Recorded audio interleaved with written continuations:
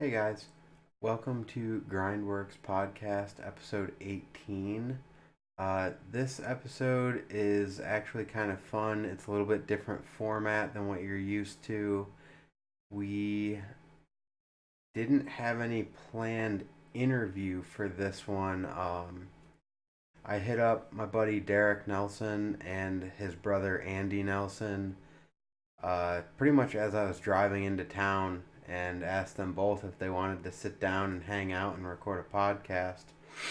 But, there's no plan. We never really did any interview or anything, and we just recorded our hangout and any chatting we did and anything like that. So there's not really a lot of questions in here as much as just a general discussion. So if you're interested, sit back, check it out. If you're looking for more of a Q&A, this one's not going to be your thing. So anyway, thanks for checking this episode out, and I'll catch you on the outro.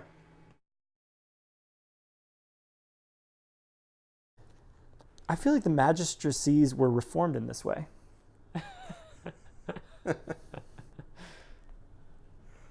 The magistracies? Mm-hmm. You know, because like now equality is of two kinds, numerical and proportional. By the first, I mean the sameness. All right, I'm done. All right, I actually started recording after the last one so that we had at least one of them. So I'm sitting here with Derek Nelson and Andy Nelson. And I like to do visual things with the podcast that, like, anyone that's listening, they don't know what's happening.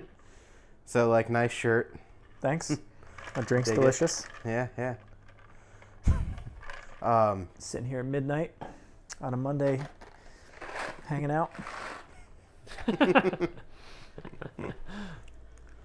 So, Do you ever just lie to people all the time? usually they're all recorded and on YouTube. So the people on YouTube get that there's a joke, but anyone that's on, like, just listening to the audio doesn't really know.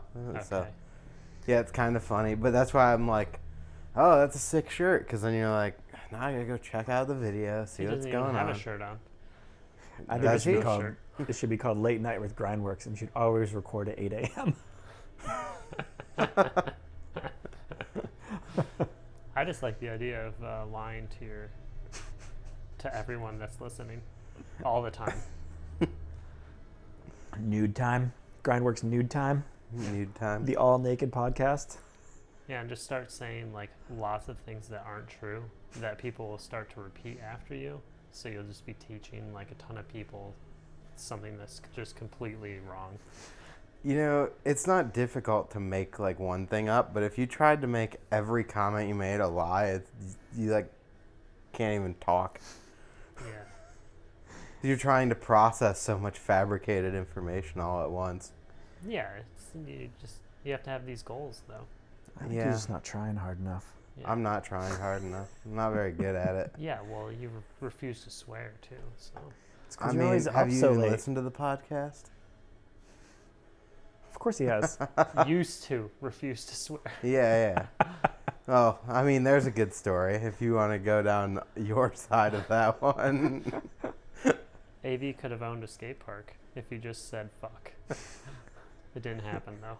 He refused to.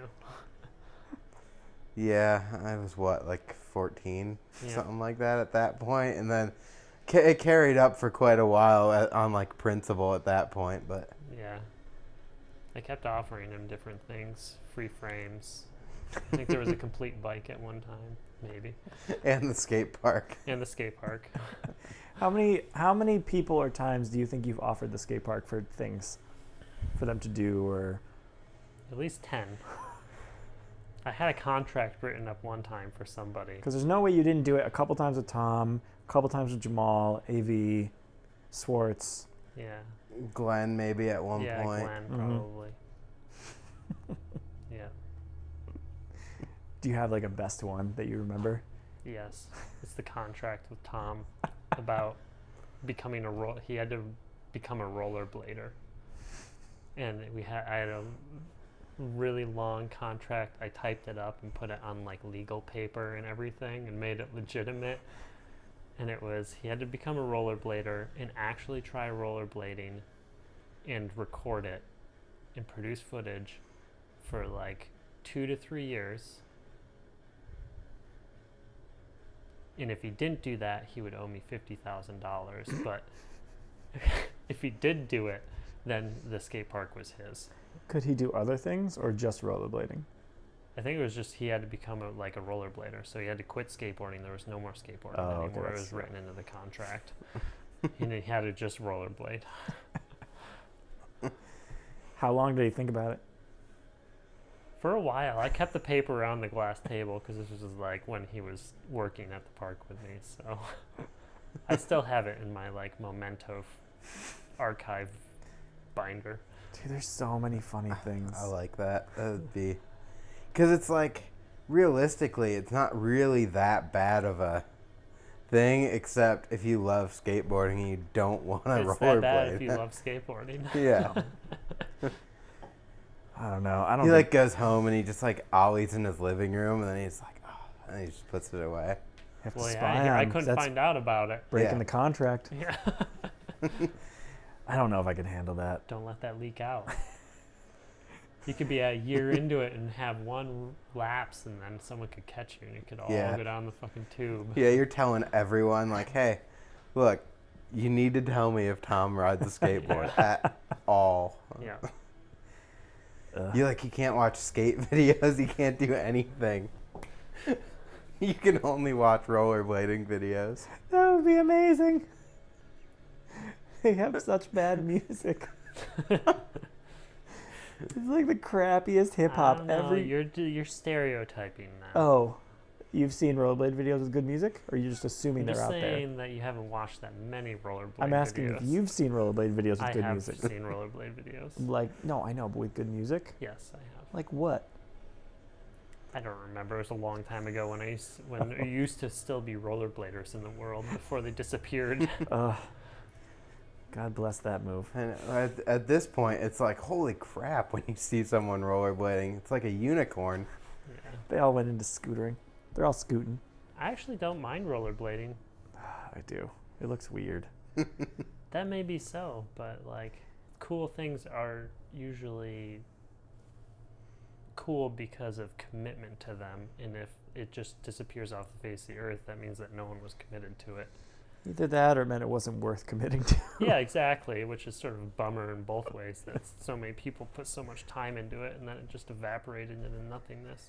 I forget, did we come up with the nickname Wiggle Walker, or did somebody get that from somewhere? I don't know. You probably came up with that with Tom. That sounds like something you would have just came up with. Because I love Tom. that for some reason. I think it's hilarious. So I've heard your take on like style and why rollerblading and scootering look terrible and why skateboarding looks the coolest, followed by biking. But so I've heard a similar theory from another person on someone else's podcast, but they were talking about the amount of machine is what makes something look cool or not cool. Like skateboarding looks cool because there's not a lot of machine, and mountain biking looks dumb because there's too much machine, and BMX is somewhere in the middle. Well, but then it rollerblading doesn't would look the it doesn't coolest. work with rollerblading. Yeah. Yeah, no, I really think it has to do with how possible it is to like move parts of your body the most. Yeah, just freedom of motion.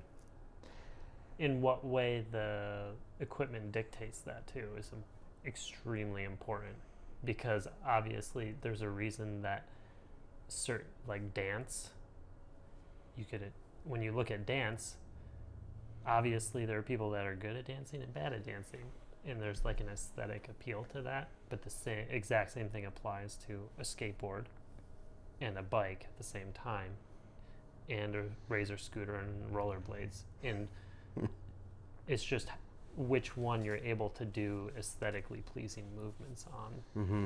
And razor scooter is really difficult to do that, and so apparently is rollerblades. That's the thing, is I think it's that way Not because like there are certain moves that are aesthetically appealing, but the ability to move. Well, that's to do it in a manner that is appealing, though. And that's why I think like biking is more possible, but you're kind of stuck because you can theoretically get parts of you away from the bike to move, but it's really hard to like leave it entirely. Whereas that's most of what skating is in terms of like kickflips and pop shove-its and whatever. Like it's mostly you jumping away from your board. I agree. So I don't see. It's like a hybrid of those two ideas then. I think the perfect example of that, like there are certain things that work and don't work, in as much as I don't see much BMX anymore, but I have seen lots of people doing the new style nose wheelies where they balance with their shoulder and their heads. It's awesome to see as it is a brakeless nose wheelie for like 40 feet on stuff. It is the most horrifically stupid looking thing I've ever seen in my life. Like it's amazing that they can do it. It just looks stupid. Like that is a perfect example of a trick on a BMX bike where the constraints limited, your movement in the machine, where it just doesn't look good. Like it's amazing, but it just doesn't look good. Yeah, because you can't be in even like manual versus nose wheelie. Like nose wheelie, because of the balance point, your body has to be in a much more protracted position. You can't flex at all. Whereas in a manuals you can make look a lot more stylish because you can be in a lot of different places. There's a lot more movement involved in those. Yep. The thing like that for me with BMX is like nose grinds where they kick their back tire over the rail. Like I get it because then like it's easier to clear because your frame clears the end, but it just looks so bad. Well, I feel like there's two styles to that. There's someone that's actually locking it in and swinging it over where it just looks cool. But there's like the slasher one where it's dropping, and I just can't get into it. Which doesn't happen. What the lock-in style happens on the straight fairly ones. Rarely. I mean, you have to be pretty good at it to do it that way, and be able to balance it, and not have it keep rotating further and further and further, which is what makes it look good. Yeah. If you just keep letting it swing, you're not locking into it or balancing it at all. The key to making those look good is to stop the swing and you keep it crooked at the same time, but not very many people do that. Well, I'm just going to say that, like, I've seen you do some probably like 20 foot or so, like that one long grind box and stuff you used to have. Yeah. Just good, straight, 20 foot, locked in, toothpick, nose grind. Andy calls everything nose grind and stuff because he's a skateboarder. Yeah, no. And then because Derek toothpick is also the picks shittiest it up, name for a toothpick and ice pick are like the disagree. shittiest names for tricks. It's so dumb. But it's like knack knack. Fuck you, BMX. Knack knack, really? You turds. Well, my favorite part. I'm gonna regress for one second. Okay, all right, go there.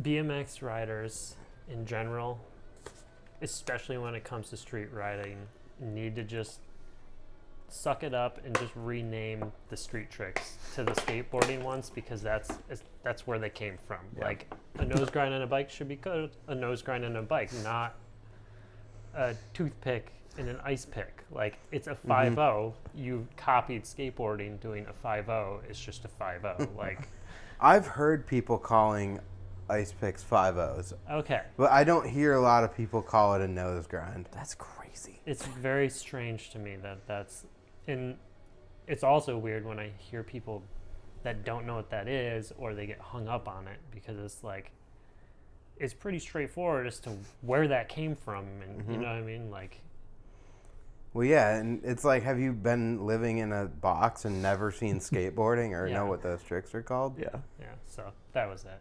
Well, right, I get, if you want to call it whichever one you want to call it, that's fine, but yes, if you're like, wait, I don't even know what you're talking about, then it's just a totally different thing. Yeah, it's very That's nose grind. What do you mean?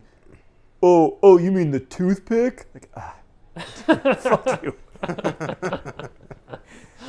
Sure, the toothpick.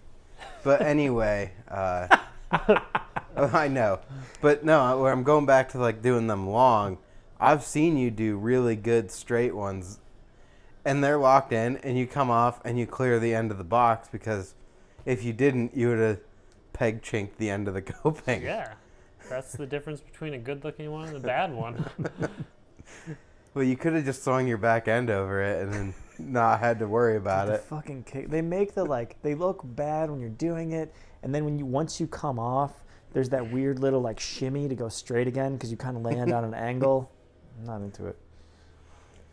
Yeah, I mean, we had a joke for a while that we wanted to put a whole edit out where everything was landed in a 90, so you had no rolling motion at all. You had to do like Olympic style perfect 10 landings with no movement. It's like BMX dabbing, basically. That'd be amazing. You could trying to think of what you could call that edit.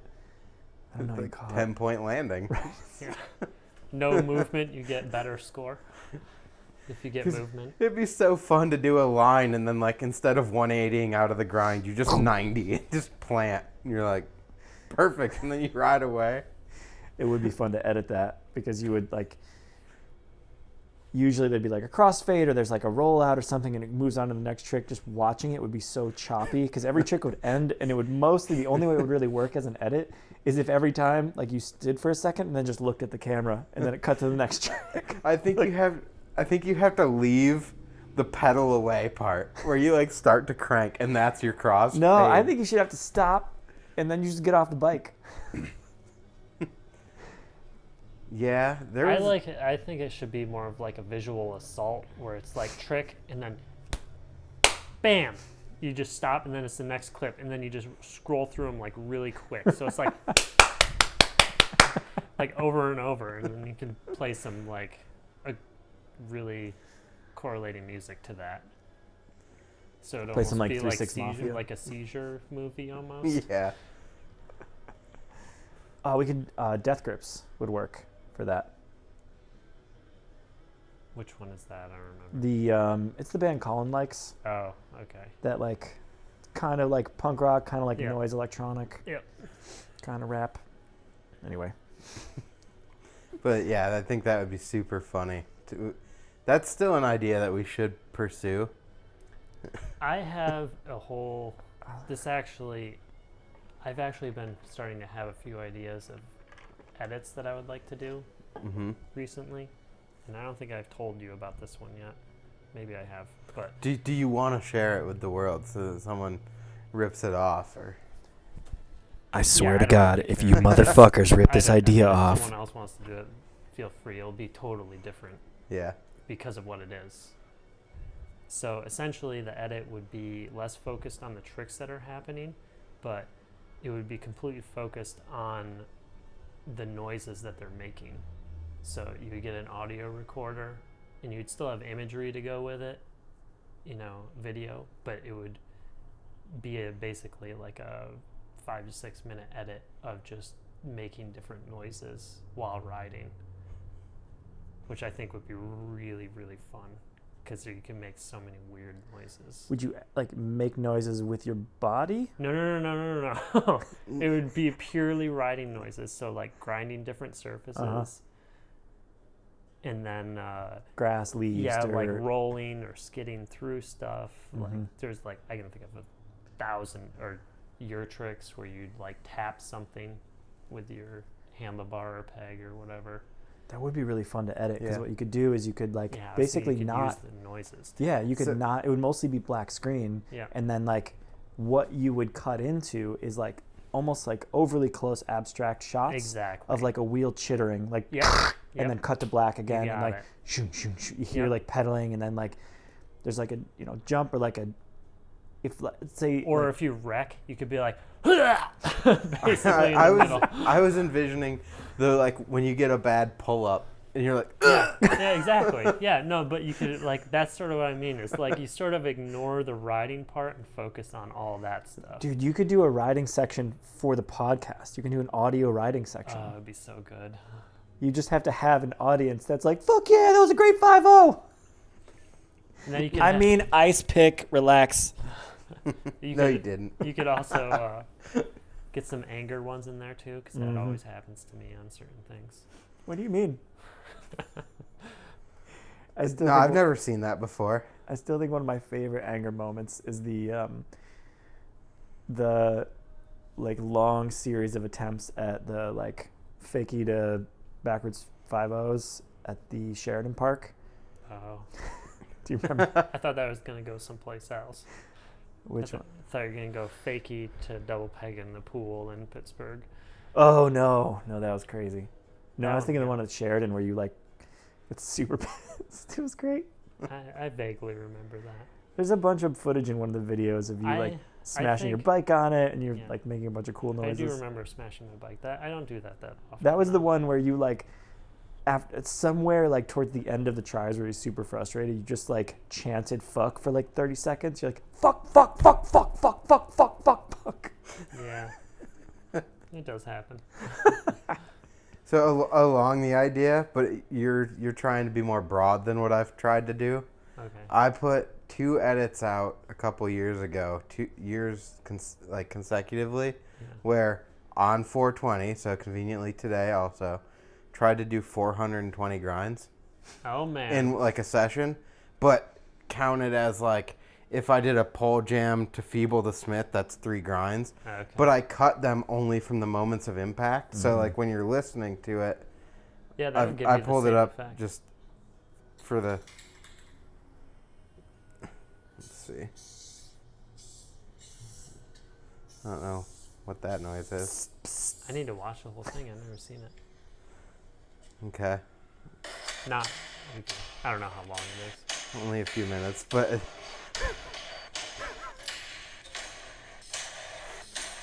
Yeah, like that, but way like more broad. way more interesting. Yeah. Than that. Like that's. I should just take this audio and upload it as its own podcast. Sounds like a BMX sword fight. Yeah. I mean, I love that. That's more like BMX Explosion soundtrack. I figured you'd like that, at least on like, it's not exactly what you're talking about, but it's down that road of ideas that the trick doesn't necessarily matter, the landing doesn't matter, you're just looking at the noises. Yep. Yeah. But I've never gotten 420. It's a lot. Really? That's a lot. We had like, No. it is, it's way Dude. more than you think. Just I could do that. Just We had- 100 would be a lot in a I day. could do it in an hour. Well, to not Fuck repeat, you. not No to way. repeat a trick though. Oh, is not repeat a trick? Yeah, so there was, so like, not on the same obstacle. So like, if you feebled something, you could Feeble Smith it, but you can't just Feeble that ledge again. Otherwise, it's easy to do 420. Okay. So now, then you got to start like thinking about all your combos and stuff, and what have I already repeated? I still We think got 200 and something with like 3 or 4 of us. How did you even keep track of it? We would tally it. Well, I've counted them You when had I to have edit like it. a goddamn spreadsheet or something. I counted it when I edit it with tallies, but we were also keeping track when we were recording the I guess clips. one way you could do it is you could set a certain quantity of grinds per obstacle, and that would make it easier to track. Yeah. You know, otherwise, if you're staying with one obstacle for a long time and doing like 100 tricks at one obstacle, you would like literally need to have like a spreadsheet to make sure you didn't repeat something. Yeah. So what we would end up doing was we were riding like one ledge, and I would run through everything I could think to do on it, and then you would run through everything you could think to do on it. Wait, there were multiple people doing Yes. this? Oh, okay. You're so disappointed. Well, it just, because we were trying to hit the number, and then from there, once you hit the number, then you can start doing it better Okay. and better. Got it. We haven't hit the number yet. And I haven't tried it in a couple of years, because I was like, dude, I feel like even making 420 grinds, even if it could be the same grind, like that's even it's if you still more than you think it is. yeah, if you do one every 30 seconds, let's say you just did Feebles over and over, and you do one every 30 seconds because you got to do the grind, turn around, do a grind, whatever. Say it's in the park, that's still like several hours. Yeah. Of like it's still 200 plus minutes, which is what, like almost 4 hours Yep. of just non-stop feebling. Yeah. That's If I was to crazy. do this, I think the site would be crucial. Mm-hmm. So like you either go to some place like it doesn't exist anymore, but like Marble Park or Mhm. Island in Pittsburgh. Yeah, where Or there's you- just a bunch of different ledges in the same complex. Yeah, or you go to like Escape Plaza where it's just basically all ledges, and you can like literally just sort of like hit the perimeter and then just keep working your way Mhm. inward and inward and inward and inward, and then you basically can just do it nonstop. It would be so tiring. I It like would. the idea God. because it combines an idea you had a while ago, where you were recording the same trick over and over just to see the like style changes in it as you've kind of dialed it in and everything. Or every once in a while you get like a wonky one. But I like the idea of doing 420 of the same grind over and over on the same thing. That's just it's basically like... But it would be like the end of that one video you guys put together where... Craig's tries. Craig trying to tail slide that ledge or something. It was only like 180 though, and that was like 5 hours of filming. Yeah, you have to calculate in the crashing time, the getting back up, the walking to the top, the setup time. The Yeah. breathing, And then like just taking a breather And on that's the everything. thing about this. Like, fine if you're doing feebles, but like, how long can you just do feebles? Like, ka-chink, ka-chink, ka-chink before you're like, oh fuck. Yeah. One miss, now it's an extra 2 minutes. Take a break. Like, oh my god. Yeah. If you- Essentially what you're talking about is like an endurance competition. Kind Because of. after like, What if you just had a competition? Like, why doesn't GrindWorks just put out a online competition, first person Just, to submit the 420 wins? All right, that's done. I think if you're Someone, gonna, it should be 420 grinds. I don't care how you do it, but you have to do it all in one session. We should have another competition, like at a GrindWorks event or an HCS event or something, where this would be so stupid. It's just the person who can like bunny hop the longest, like an endurance. Like they don't have to go fast or slow or bunny. You just can't really stop. Like My you can. elbows so would it- just swell up. It would be like the foot down game, but you have to keep bunny just hopping keep- nonstop. Doesn't have to be big. Just have to keep doing it. Oh my god. That would be miserable. My back would explode and my elbows would swell up. That's why I'm trying to think of doing 420 grinds, because like that's what that is. Yeah. It'd be crazy. Only you'd have to be exact about it, because you can't like even just the bunny hops. Like if you imagine bunny hopping for 2 hours, how many bunny hops could you do in 2 hours? Because maybe a lot in the first hour and a half. Well, that's what I was thinking. Is I could do 420 bunny hops in a couple hours, no problem. And essentially, a grind per bunny hop, basically. So you're talking about just falling off the end instead of hopping out too. Oh yeah, I'm gonna be super lazy about this. I This haven't. is not a style competition. This is purely like a fucking. You're gonna make a rainbow rail. You could just ride That's on. what I was so gonna you don't say. have to Actually do what I was anything. You just put a rainbow rail between 2 quarter pipes and just like turn around, now, turn around. Now, by peg impact with a rainbow rail, you might actually count 2 per. Ooh, Because it would go dink, dink. I don't know. That's about one that. grind. I don't know. It's separate peg impacts. If you were in a feeble and just went like tink, tink, tink, tink with your front wheel, that's not different grinds. Yeah, that's like saying like a pole jam when you hit it with your front peg Right. and then your back peg are 2 different grinds. That's not. For the intent of what I was doing, that would have But that counted. violates But- the exact intent of what Yes. you're talking. I know. Because if you're gonna do that, you might as well build an extra frame around your pedals that has 15 pegs on it, and then every time you grind something, that's 15 grinds. Only if they hit individually at different You times. just make it super Should short. make them arced so you can just rock, and it's like dink, dink, dink, dink. You just make a pole jam that's short enough that when you come off the end, it's just like 15 grinds, done. 15 down. I could make a rail where there's like micro steps in it. So each step is like you get 10 grinds per grind of the one rail. Oh, like We those. talked about that rail a while ago, making it out of sections of rail only this long and overlapping it. Yeah. like we those should do arch fences in the parks in New York that we would board slide, Yeah. because those are technically separate pieces of. Yeah. Each one's a loop, but they're tight packed. Yeah, that's like 20 board slides. Yeah. Well, just do the chain one. Just get like a real Yeah, thin just length, count like the a links in the chain that's chain. small links. That's how you cheat. That is not acceptable for this competition. No, I think you have to do 420 feeble grinds. Oh, Any grinds, who cares? Feebles, double pegs, or Smiths. what grind do you hate the most, Davey? To do or the way it looks? The way it looks. It's a good question. Trying to think now. I kind of want to say crank arm. Like the way everyone does them now with just the pedal. I don't know how they do them. Do they do them on ledges or just on the rail? On rails. On rails, and they just use their pedal and then let it hang all the way down. Yeah, and it's like kind of hooked so they can just slide around on it. Like they look, I don't know, people can do them so locked in and clean that it like kind of takes the style out of doing the trick, I feel like. Do they call it crank arm? Yeah. Or are they called pedal? Crank arm. Why are they called crank arm if they're on your pedal? Good question. Because BMX kids are bitches. Because when people used to do them, like Jim Selinsky, he would just slide his crank arm down. But as people have refined the trick, but if you it slid up to the pedal, so it's still like it's in the pocket, kind of. Yeah, but it's not on the crank arm. It's a pedal grind. Yeah. Okay. Just making sure. I'm understanding. This is the reason I don't really watch BMX or listen to BMX. I know, because you'd be like, that's not a crank arm grind. Yeah, it makes me want to stab my... What's your least favorite? I don't even need to think. So you can keep chatting. We'll come back to that. Come back to me. What's your least favorite? My least favorite? Oh, man. I don't know right off the bat, but like the first thing that pops into my mind is the hungover nose grinds that are short look so fucking bad. They always look so bad. But there's so many. So many that you hate. So many that aren't good.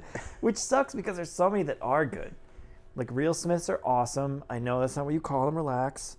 I'm just for everyone to at least know what you're talking about. You're talking about a Lucky. Okay. Yes. Lucky grind. Yeah. So real Smith. AKA a Smith grind. Right. I think those look cool. What would a BMX Smith would be like? What, an over Willy grind or something like that? What do you mean? Back truck up, front truck down. Yeah.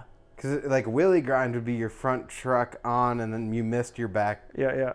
So that would be like a BMX unlucky, but yeah. People have done those on rails, but like, yeah, it's just a mistake. I like it. Which wouldn't be the worst name for it. Can we just call it a mistake? Because like if you do it on a rail on purpose, people have done that, but you almost always like 180 into it. Or something. I did a sweet mistake hard 180 yesterday. Just call it a whoops. Yes. Because if you do that on a grind box, it's just you missed your back truck. You didn't do anything. But on a rail, what is it called when you're hanging over your back? I've never seen anybody do it over like that. So it's called a hurricane. No, it's called a Willy grind. But even that, it's just your back truck hangs still down. A mistake. Which is not the same. It's technically the same. So, because the only way I can think of you could do it something is on like a grind box. Over crook is when you swing it over. Right, but what I'm saying is that like, it wouldn't be the same because you don't hang your back wheel down over the other side of the rail. You put it on top. Mm-hmm. And so you can't do that on a skateboard. So you could do that on a box, but that doesn't have a name. Like people don't do that. Yeah, you just missed your back truck. Yeah.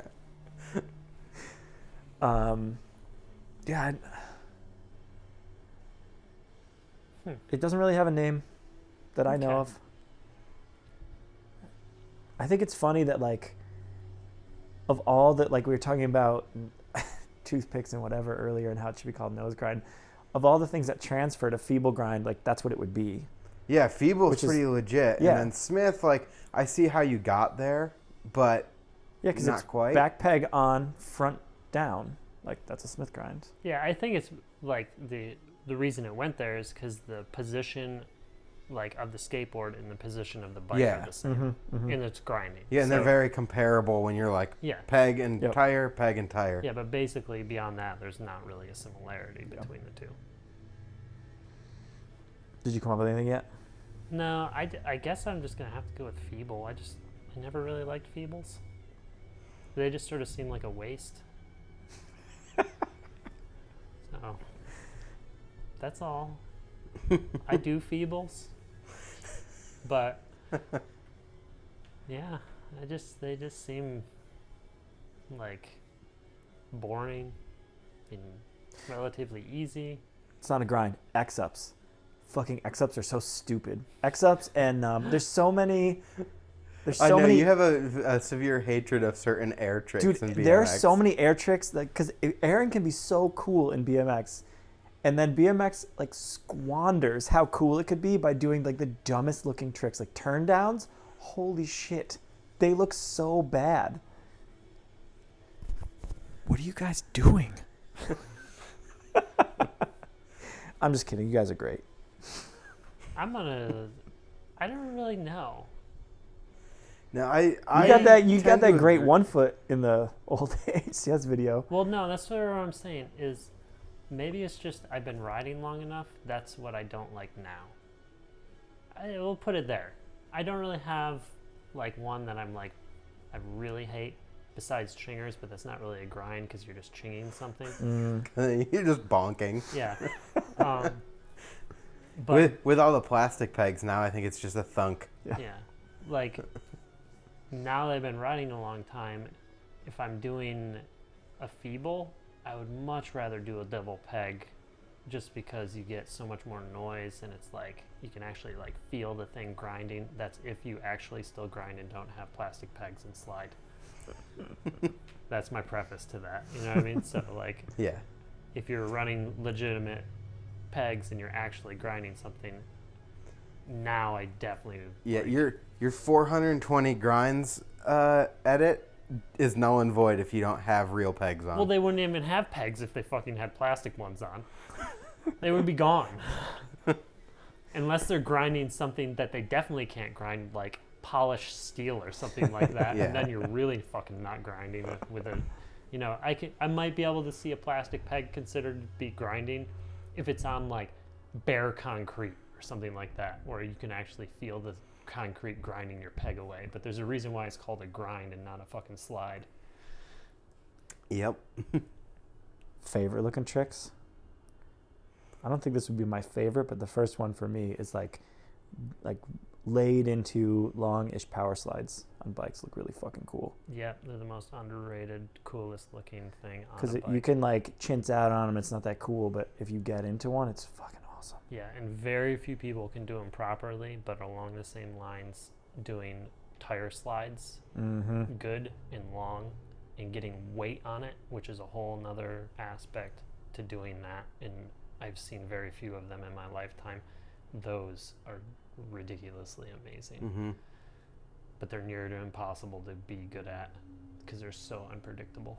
Yeah, and it's very, very touchy with the ground and everything you're on. It's all like spot related and how warm it is out. And You did a super sick one of those at Pipes the one day when we had that session there. yeah, 'Cause you came out of the bowl and you had both tires sideways and you did both tires over to the bank Jumped into the and bank. popped yeah, in. yeah. That was super good. yeah. You've had a few really good ones that you jumped into stuff. But that's the other thing, like doing that where you kick the back end and get a good slide versus like both wheels Yeah. in line sliding. Yep. And you can do it with just one wheel. It's just the difficulty level and the touchiness of it just like skyrockets when you go there because like if to actually like lock into it, you need the angle right, you need the surface right, you need to be able to put your full weight on it while sliding, which is a whole fucking huge problem in itself, and it's really hard to make work. But that's why there's very, very, very little footage I've ever seen of those ever being done good. Yeah, and then your setup in what's now the library, but when you had the little stage platform, Yeah. you had that steep wooden bank Yeah. with a little low sub, and you used to do them pressed front end. Yeah. Those were super cool too. And I've done a few like nose blunt style too, but you usually need like a way to exit those. So like you need to do them like on top of a ledge, so when you come off the end of the ledge you can rotate back forward, or like a tranny next to a ledge so you can come up the tranny and go off the ledge after you hit it basically. But those you can't, because of a whole bunch of factors, you can't put as much weight on them and you can't slide them as long, in my experience. I've never had luck with that. I have had luck with the back wheel, but not the front wheel, with doing long ones where you're putting weight on them. So. Okay. I think G-turns look really cool if they're done well. If it's clean. Good, like long, swoopy ones. Well, and if there's like an actual pop out where it doesn't just like drift and like sort of like sputter out at the end, those look really cool. I like when you only do it halfway and then you pivot out on the back wheel. That's called failing. That's not called a G-turn. Yeah, I know. I can't do them. No, they definitely look good though. So you mentioned turn downs. Do you like tabletops? Oh, they're so good. I especially like it when someone does a tabletop because it's such a great trick. You can do it just jumping up in the air. I love it when people do it, just randomly throw it into lines for no reason because they just have time. They're just like, tabletop, turn down. It's the worst. It's the fucking worst. Every time somebody comes off a grind and does like this half teeny table, little just like you know it was intended, but they didn't really do a table. It always looks like that's just what happens with their bike, and they had like a little seat, like when they have a seizure. There's like, like just sneak it in there. I'm just sort of liking the way this conversation is going, and the fact that I think this needs to be like, maybe not all the time, but a theme where you get cross proliferation of opinions from like a skateboarder towards BMX and a BMXer towards skateboarders. I think that's sort of fun because then you get like I thought you guys were going to be really fun to interview together, basically, because it's not even really an interview. It's just hanging out, having a discussion. Us being jerks. Yeah, it's fun. Yeah, like you're going to have a lot of BMX enemies right now. That's fine. We can have a whole separate conversation about things. Do you want them to all just send you their opinions so you can be like, no, you're dumb? I don't care. I don't care what your opinions are. He doesn't have time to talk to the people. Text Andy. My feeling is, if you're mad about it, do it good. If it's good, I'll acknowledge it. So, like, I was going to say, I tend to agree with you about the turn down thing, because when you do one at what is like considered the bare minimum clicked, locked in, like good turn down is like a weird wiggle. Yeah. And like, I know that I like doing that trick because it's a fun trick to do, but I know that it's like, if someone that's just like standing on the sidewalk saw you do a turn down, you'd be like, what was that? Like, at least X up, there's like a peripheral thing, like they can see what you're doing. And table, there's like, it's coming flat and there's like body twist. The turn down's like, meh. Yeah, and you sort of turn down, But it's not very like visually appealing to the human body. People that do really good ones where they're like going beyond what they need to, where it starts to like put some body movement into it. Honestly, turn downs and tabletops look like scooter tricks to me. Like you could. No, they can look good. There just aren't a lot of people. It's basically like when the person looks like they're being interwoven with their bike, that it starts to look good. Yeah, they were like really overturned ones. And like overlapped. And I think one of my favorite air tricks when people do it right. There's a shot in I think it's Albert Street. When people do really good truck drivers, is that where you throw the bike forward and grab the seat? No, Toboggans. But not that trick does usually look good. If you can do those like dip down, fucking those look cool. That's like cool looking shit. They do. But people don't do it much because you can't do it out of a grind just randomly. Like you had a little like. Well, and also to dip it that far, you're going into dangerous territory. Right. That's why it looks so cool. Yeah. It's because it's fucking risky when you go big with them.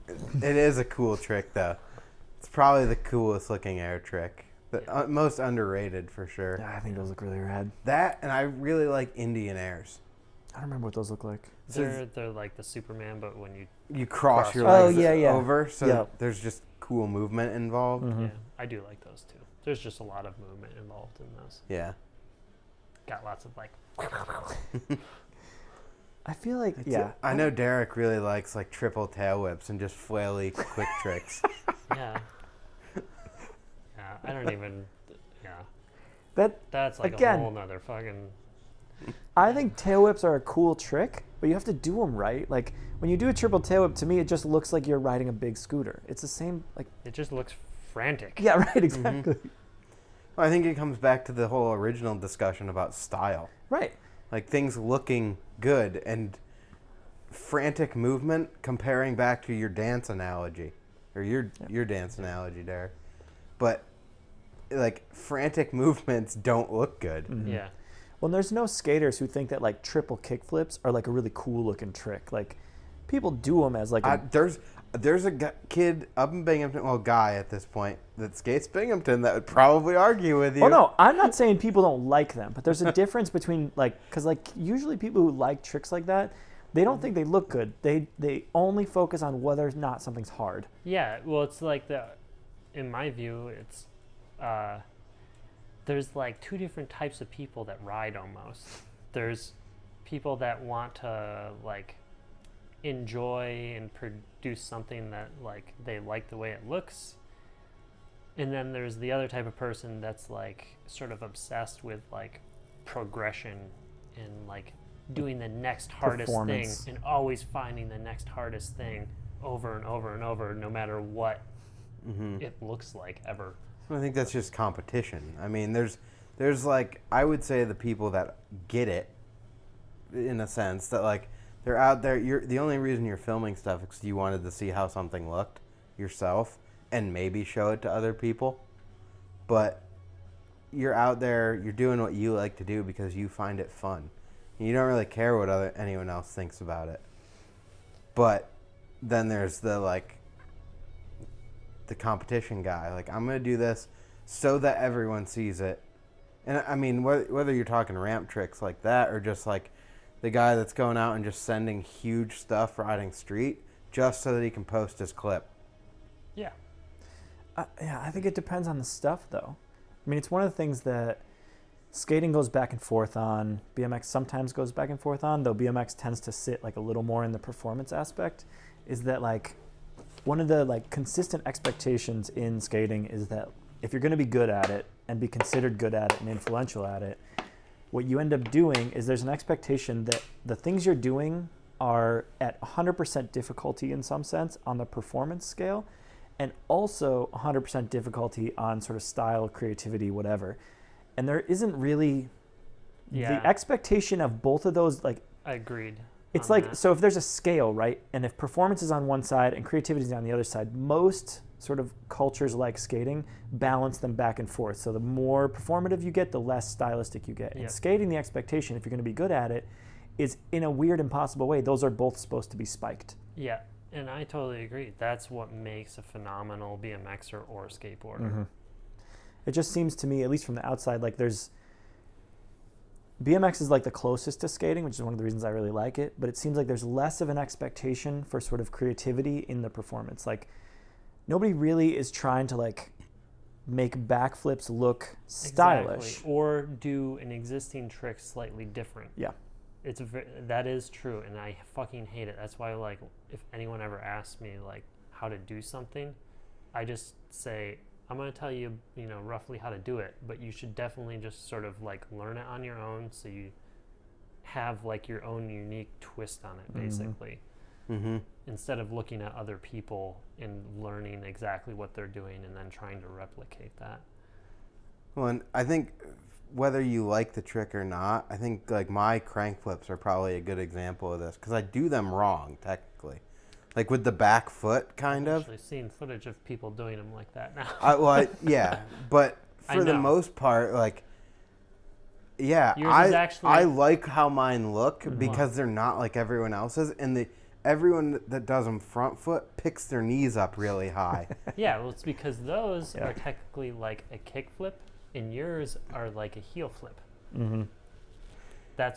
So in BMX, I would actually have two names for those. They would be different because you actually do a heel flip. The other person is doing more of like a kick flip. Mm-hmm. So I would count those as actually two separate tricks because they have nothing in common with each other in the way that you do them at all, besides that your cranks spin around. It's sort of like a kick flip. A heel flip doesn't really have too much Right. in common. The board with a turns kickflip. on the same axis, but Yeah. all the processes Yeah, of doing all it the are processes different. are different, basically, Mhm. and it has a completely different look. Mm-hmm. Like those should not be in the same. You know, yours and mine are actually two different tricks. Yeah, it just performs the same function. But BMX hasn't gotten to the point where it's labeled them as two different tricks. Yeah. That would be a perfect example of where there needs to be a separation there. Well, I don't know, but I would assume some of that is like, not like BMX hasn't developed a style yet, but a lot of that has to do with like somebody hasn't come along that did them really differently, like you're talking about, Derek. Like if someone starts to do them, AV. It's true. I was actually thinking about your foot jams in terms of like people do foot jams once in a while, but like because it's something just you like to do, you do it a lot. Like at least as far as I can tell, like the ways you try to do them and the places you do them and like where you put them in lines and stuff, like I don't see a lot of people who do that. And I think part of that is what Derek was talking about, that like you do things a way that you want them done that feels right, that is like, fuck you, I do it this way. Fair enough. Yeah. Excuse me. Speaking of doing things wrong, you want to talk about any of your tree edits that we filmed? What was wrong about those? Everything was right. I fully agree with that, but apparently other people did not.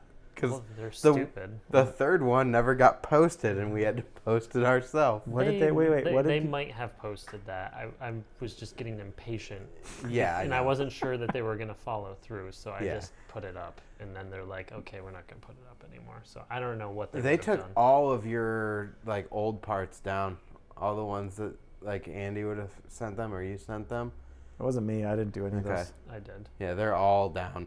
That's all right. Yeah, No one needs to see that anyway. they're Unless up they other want places. You can still find them, I think. I don't think so because they took them off their Vimeo page.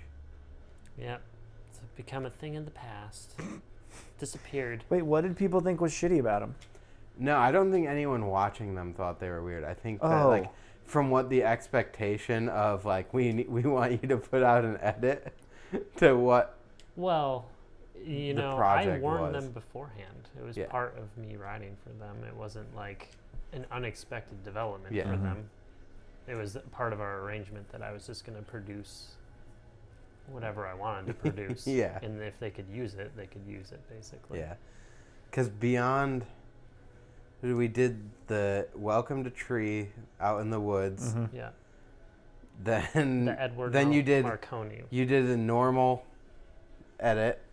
That was one of the last ones, though, right? Oh no, the summer No. one, No, with the dumpster no, there ride was- and There was Yeah. a second edit that started out with like a Feeble the Wall ride, yeah, and then that was in Pittsburgh.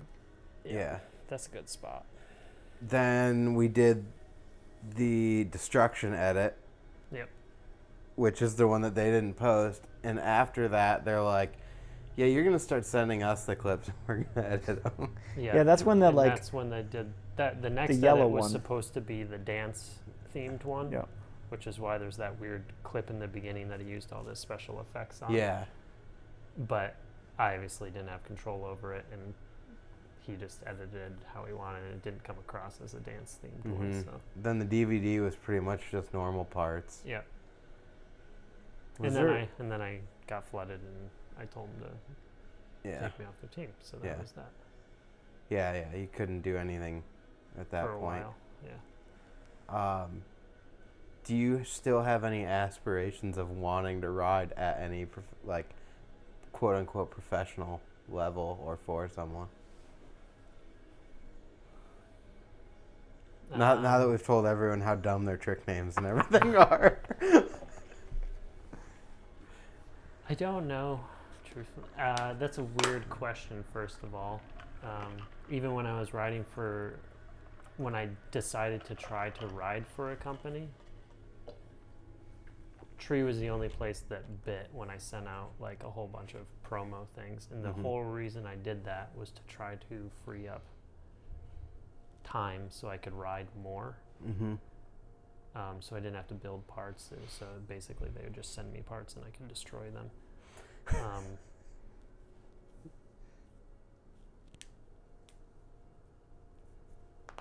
I don't know if I would really want to do that again. I don't think so. I think I'd rather just produce the parts, and I didn't gain much time by doing that. You were always like shipping stuff back to them or waiting for parts to come in. Yeah, I mean, the main thing it did was just make me produce more. Not in our typical format, which would, our typical format would be a year to 2 years. And their format is obviously web edits and modern, so it was like much, condensed. So that was probably the funnest part about doing all of that, but I can do that without having responsibility or obligations, or obligations, or having the peanut gallery of the internet, whatever, doing stuff. I can just put stuff out and not worry about it. Yeah, just sort of set a deadline and be like, all right, this is the thing I'm going to try to do, and I'm going to finish by this week or whatever. Yep, like the noise edit. Yeah, and then if it's not going well, you can like extend the deadline. You have to be crazy about it, and it's fine. Yeah, I mean, I tend to agree with you. A lot of my ideas too, as far as doing stuff, they don't necessarily, like with the noise edit, I was actually thinking it would be really fun to have me and my brother doing it at the same time. So it was skateboarding and BMX, but that's definitely not going to fly with any BMX or skateboarding company ever. And like, I really want to put out a Switchblade edit, this scooter with the skateboard wheels on it. But that's obviously not going to fly with either one of those either. So it's sort of like everything I sort of want to do is sort of bridging the two worlds, and no one wants to bridge those two worlds really. So they say that, but then when you put out, like, I mean, it's sort of been a like undercurrent goal of you riding your bike from the beginning, and it's one of the things I think everybody always found super interesting is about your riding. Well, yeah, it's basically because I grew up with skateboarders, riding with them my entire life. Essentially, my riding obviously is going to be a bridge between those two worlds. It's going to be a BMX and skateboarding influenced. So yeah, I mean, that's my entire riding career has sort of been that. But that being said, now BMX has a huge street scene. It's essentially street is skateboarding on a bike. You know what I mean? So it's just sort of like that's become popularized, and now that's like the main thing as far as I can tell. Yeah. Well, you mentioned before we were even recording about just BMX has gotten so, I'm going to use the word jibby, because that's what everyone because of you. is. Yeah. You're putting out those godforsaken little trick edits.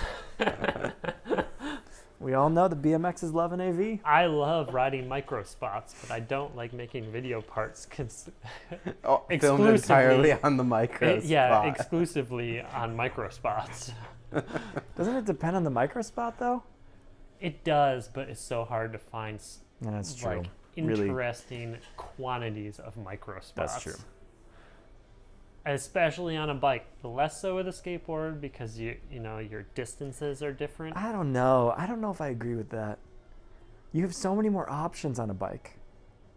Yeah, it's true.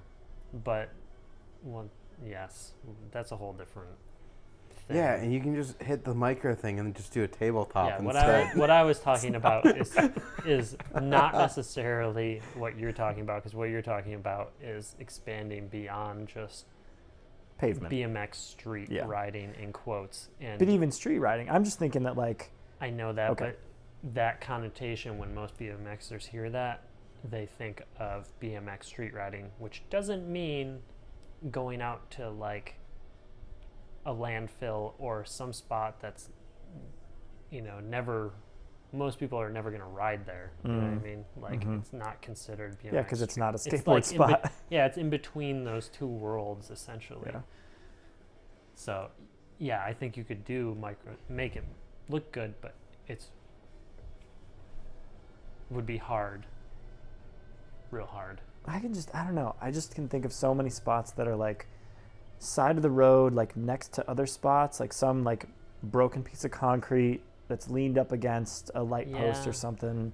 I think you're not understanding the scale of what AV was what his jibbing edits are. I don't know. I've ridden with AV a long time. Like little curbs. Yeah. Anything that's smaller than a wheel diameter, essentially. Yeah. But that's what I'm a good talking way to about. think about it. Yeah, I like that. Yeah. I'm just biased. I guess remember that alleyway in Binghamton that had like the 4 or 5 inch brick trannies in it? Uh-huh.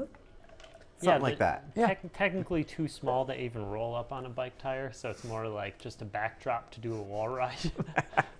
Yeah, it looks like there's a transition there, but you actually just hit the wall. Yeah, because the radius of the tire, even if you hit it at an angle, is too steep for the tire to actually ride up it.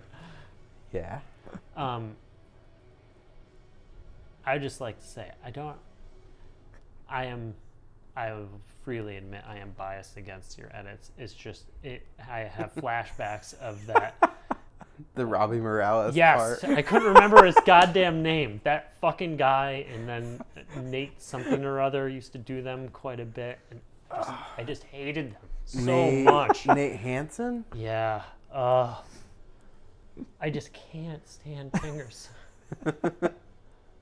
Like, I could even see how you could make them look good, but the only way to make them look good is I think the way to do it is, the only way to make them look good is going to be like airing out like 10 feet and like snapping your fucking peg off on the coping when you come down and just riding away like you didn't even stop.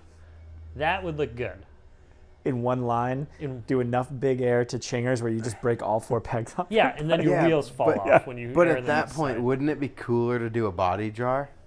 Yes, it would, which is impossible. It's not possible. I've yet to make one look good, though. Oh, you cased. Yeah. No.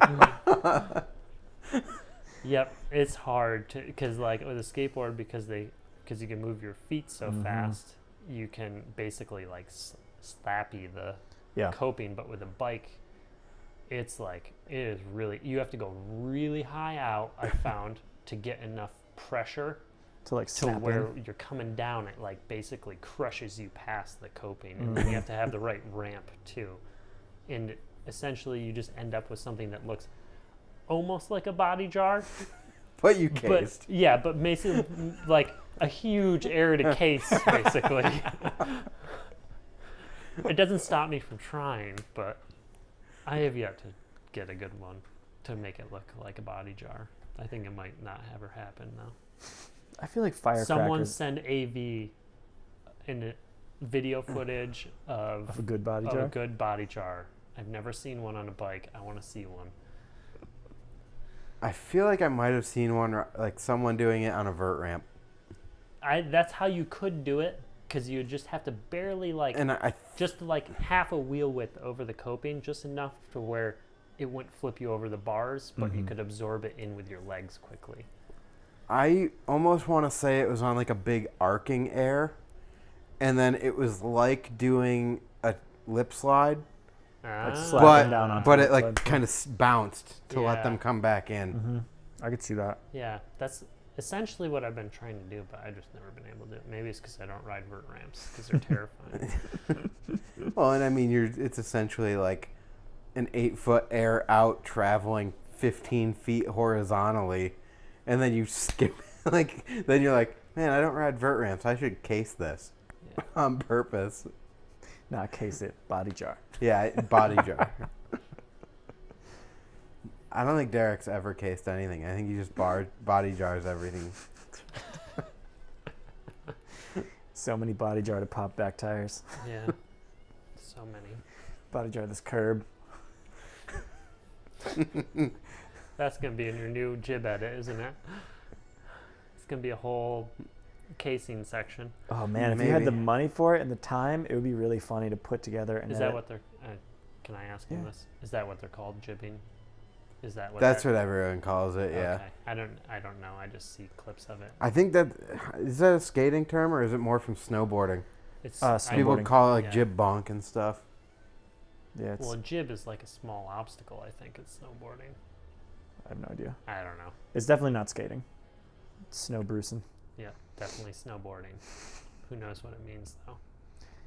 It's a Get rich that man's fresh sport. pow pow. Go Yeah. jibbing, bruh. Let's get our bikes out and jib. Jibber jabbers. Comes back to the rollerblading. Your descriptions of the like jib riding remind me of some of the like early-ish Ali Boulala parts, where like he'll do like a drop in on like a piece of like a cinder block for no reason that nobody cares about. And yeah, no, that's actually a good point.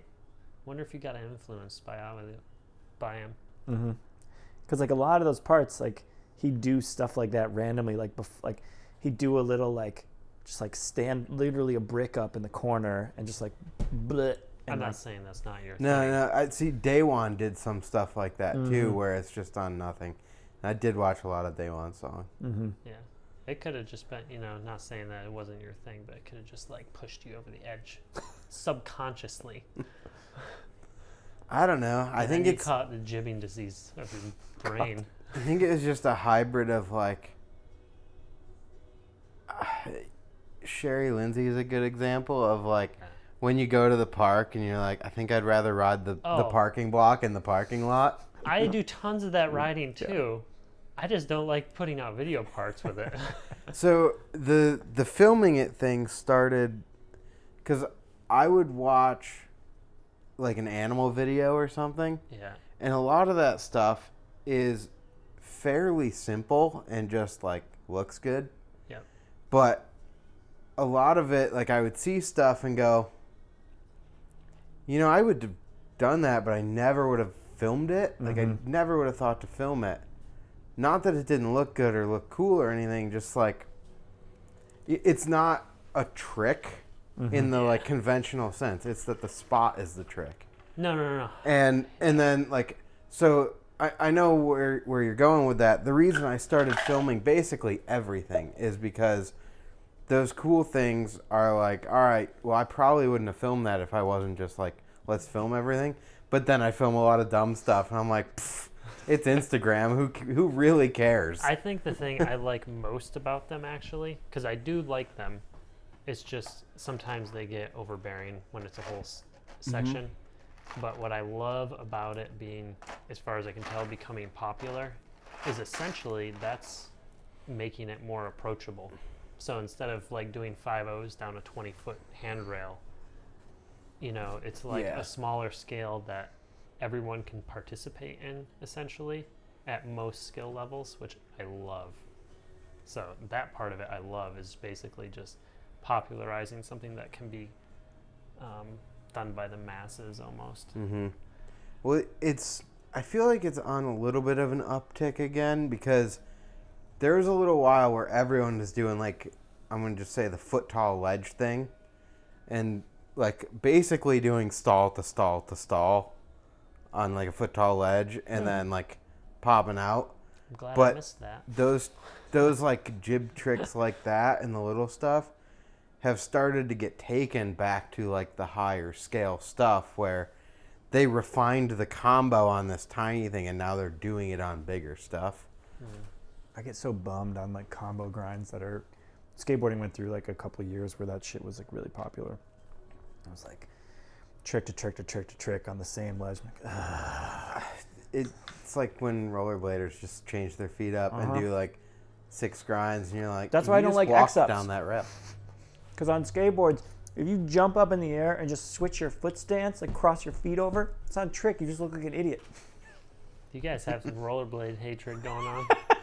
Nah, that's like a shifty though. I would like the That's not what a shifty is. no, the X-up I would consider like similar to a shifty and like turning it one way and bringing it back. Unless you want to call that a moto whip or a kick out. Moto whip. Kick out. Why isn't Ralph here to make moto whip noises? He probably would have come. Oh no, he's not in town. I love his noises. We should have a lot of rollerblade hate because we haven't started talking about scooting. No, I don't even want to go there. Me either. It's so crazy to me that so many people ride scooters. Yep. But, like to some degree, they're keeping all of the parks and bike shops open. Close them all down then. The more parks they close, the more people will ride street. Everybody that's on a scooter, go home. Stop it. Just stop it. Your mom's not going to ride around town with you. I use scooter. I just like the way they have to stick their butts out. It looks so weird. Yeah, it's because everything is so close together. Yeah. That's why you can't make it look good. It's because your feet and your hands are essentially alongside your torso. So it just looks like you're standing there. Mm-hmm. But like you're literally just standing there. And like you can like throw your hand out, but it always has to come back to like, I'm just standing here in the air, basically. it's or on the ground. Yeah. Scooter stance is if you had to put your hands in your pockets all the time and stick your butt out to one side or the other and keep your feet together. It's Conan string dance, but on an extreme sports thing. Yep. Totally. Oh my god. I never thought about that. It really does look the same. String dance. Oh man. Yeah, no. I can't. Why don't they do more grinds either? Also, why? They do now. They do now. You're old and you haven't been keeping up on your scooter. You're not following all the hot scooter Instagram definitely pages. Have not been following any of the like scoot. Don't worry, I'm not following them either. Progression of scooters, scootgression. I don't know. Whatever. I just see a lot of reposted clips of scooter kids dying trying handrails, and that's quite enjoyable. Ugh. Man. I feel like the fact that scootin' is a thing, just the fact you have to call it scootin' is weird. But like, it'd be like if instead of people getting into BMX, what they got into is like trying to jump stair sets on like those old plastic big wheels. Like that's a toy for a 4-year-old. What are you doing? They're doing that in Nitro Circus. I'm sure that they are. Yeah. I think the most frustrating thing for me about scootering is that it's called scootering and not razor scootering, because full-size scooters with either 12-inch inflatable tires, wheels, right? Yeah. Or those are cool. Or the Switchblade, you can make those look good because you aren't all fucking jammed up on the fucking handlebars, because they aren't like for like someone of the age of 5, basically. I love the phrase, jammed up on the handlebars. Also, can you even call them handlebars? That's sort of what I mean. It's a pole, like a T-pole. like pegs you'd hang coats on. Yeah, exactly. It's like a teeny rolly coat rack. So that's the other thing. Most of them now are actually like nearly full width handlebars. Whoa. But the way you can't actually turn it. So wait, because you're still jammed way up. That's what I mean. So that where you stand is size. Is it's basically still the same size area. of the size where you put your hands. Yeah, because then you couldn't even turn them past your hip, right? People are still doing bar spins on them, but You probably just like, who the fuck knows? Just instead of sticking your butt back, you just like put your crotch You forward. probably just stick your butt further back to get your hips out of the way. Yeah, exactly. Dude. Fuck. Yeah, because probably when you bunny hop, you bring it up so you're in a C shape. What do they call it? Just jumping? What's that? Well, this can't be called a bunny hop. Well, That's a bunny hop. technically Is it? a bunny hop on a bike is straight up off of both the wheels. No, I know. Do they call it a bunny hop though? They should, because that's what it is, actually. They do? Okay. At least they got that right. I wish that would change in BMX too. People start doing more bunny hops. I think the J, because it's technically a J hop, right? well, they're all like kind of the same because the J was short for jackrabbit, which is bunny. Oh, really?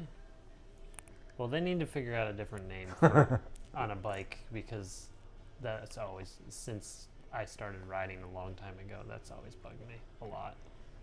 I do think there should be more bunny hops in biking. Well, because they have, what do they call nollies? Do they call them a nollie? Nollie. Woo! Something's right. That is such a crazy combination. I feel like we should call it nunny hop Nunny. because it's a nose bunny hop. It's so dumb. You could if it was like a reverse bunny hop, you could call it a runny hop. I mean, I think most people just call it hop at this point. Hop. But I just feel like there's some possibilities for like new looks of things to do tricks with like a straight bunny hop.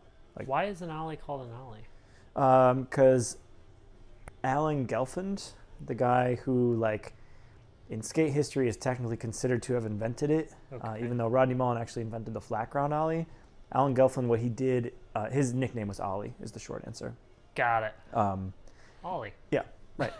And so, like, since he did it, what he did was in a pool, he came up front side because nobody would go above the coping in the air, and he would push his tail down a little bit, and it was just a scoop.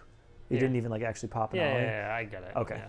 But yeah, his nickname was Ollie. So there has to be someone like that in BMX. Like, who first started doing like modern bunny hop where both wheels didn't come off the ground. So then we can come up with a name like a Bubika or Fufanu for it instead. Wait, is that why those are called that? Is that it's somebody's like name? whatever they wanted to call it, yeah. Well, no, that was the person's name. Yeah, I know, I get that, but A Bubika and Fufanu is not a name of. Because if I that's don't know if actual those name had of the people. like I don't know what the history on those is. Okay, I was like, I feel like whose name skate is a history. Bubika? Skate history is like fairly well documented to some degree.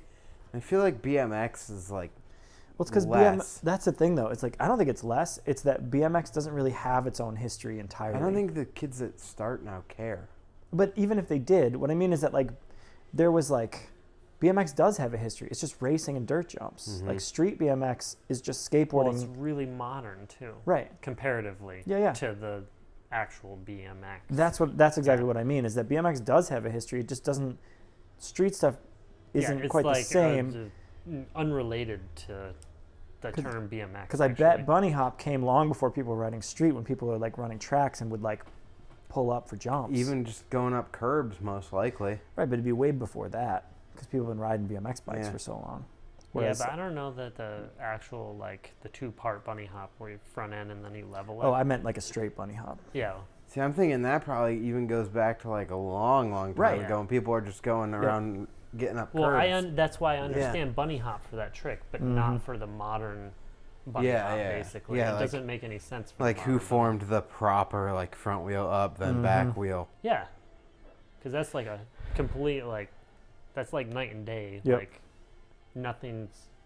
It's sort of important. We don't really have there's no name for it. It's like double duty. Mm-hmm. Yeah, I mean, I think one of the weird things about skating versus a lot of other like street culture type things is it, in ways things don't usually, it came from its own place. Because there was like the way that skating was developing on the West Coast in the late 70s, it was sort of moving toward pools. Kids were skating pools and like schoolyard stuff. But, and surfing oriented, but... Right, but what I'm saying is that like all of that was pre what we think of as skating now. And what happened is this photographer and journalist C.R. Stesic went and took a bunch of pictures, and what made skating is he presented skating as this thing, like this like gangstery street thing that like, you know, like bad kids were doing. And like that was true, but nobody had presented it that way before. So it sort of like just was inaugurated by this series of articles that C.R. Stesic did. And then because of, I mean, so it tracks to some degree because it was like a street culture with early in its development with like punk rock and hip hop. But even that, it was like tangential. It was just like kids doing that stuff. And then a lot of the other street cultures came out of skating. Yeah. So it'd be hard to run a separate history. Yeah, well, like with BMX, essentially like probably the problem is it has two histories. You know, you have the motocross influence, but then there's like a divergence in freestyles born from motocross, but then it becomes ramp oriented and then it's street oriented. And street has literally nothing in common with motocross. That's why I can't stand ever going to a BMX track, because I can't stand being around people like that. Yeah. But those are like, you know, the histories aren't isolated from each other, but they commingle. But in my opinion, like say 80s is when they started to ride street on BMX, basically.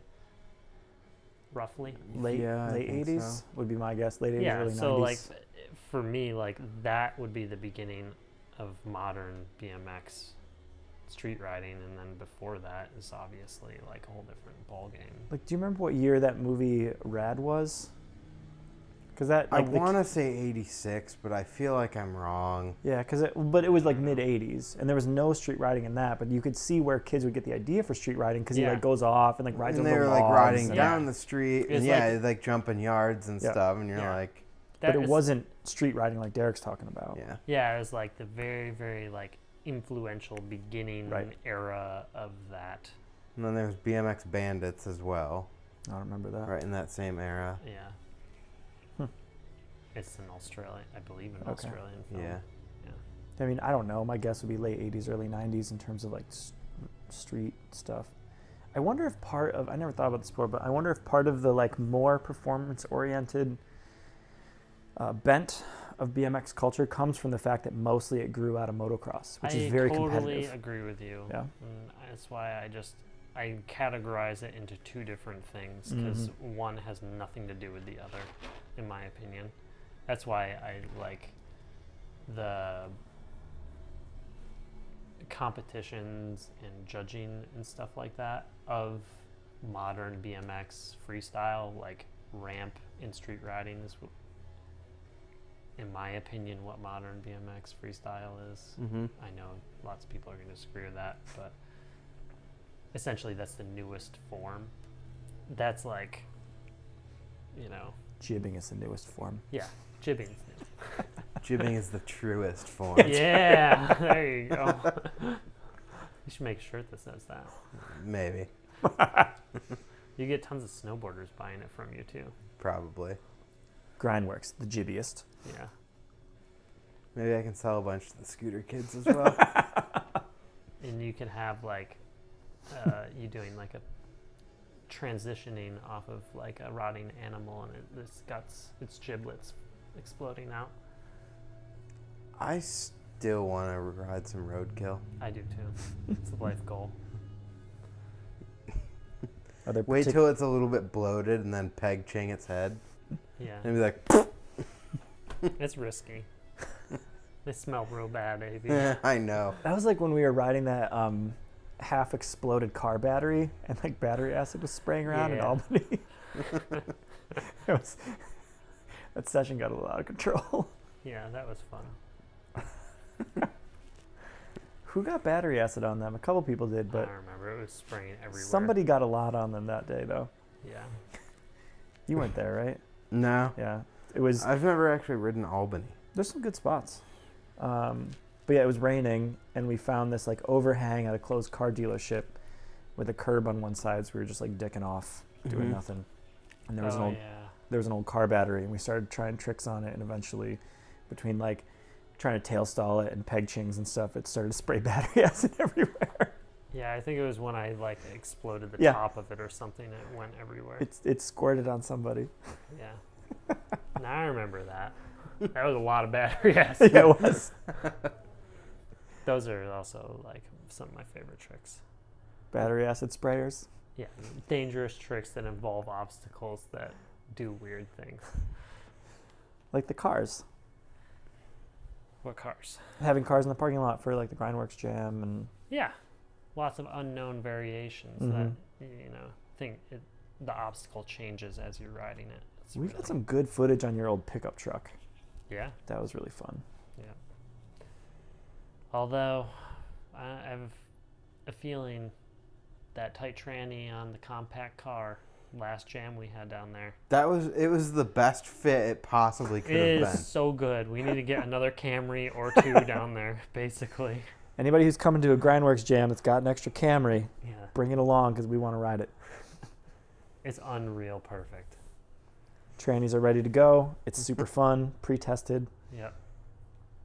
I can't believe we didn't break out a window, especially with that one huge guy that kept trying to just double peg the side from flat. Do you know his name?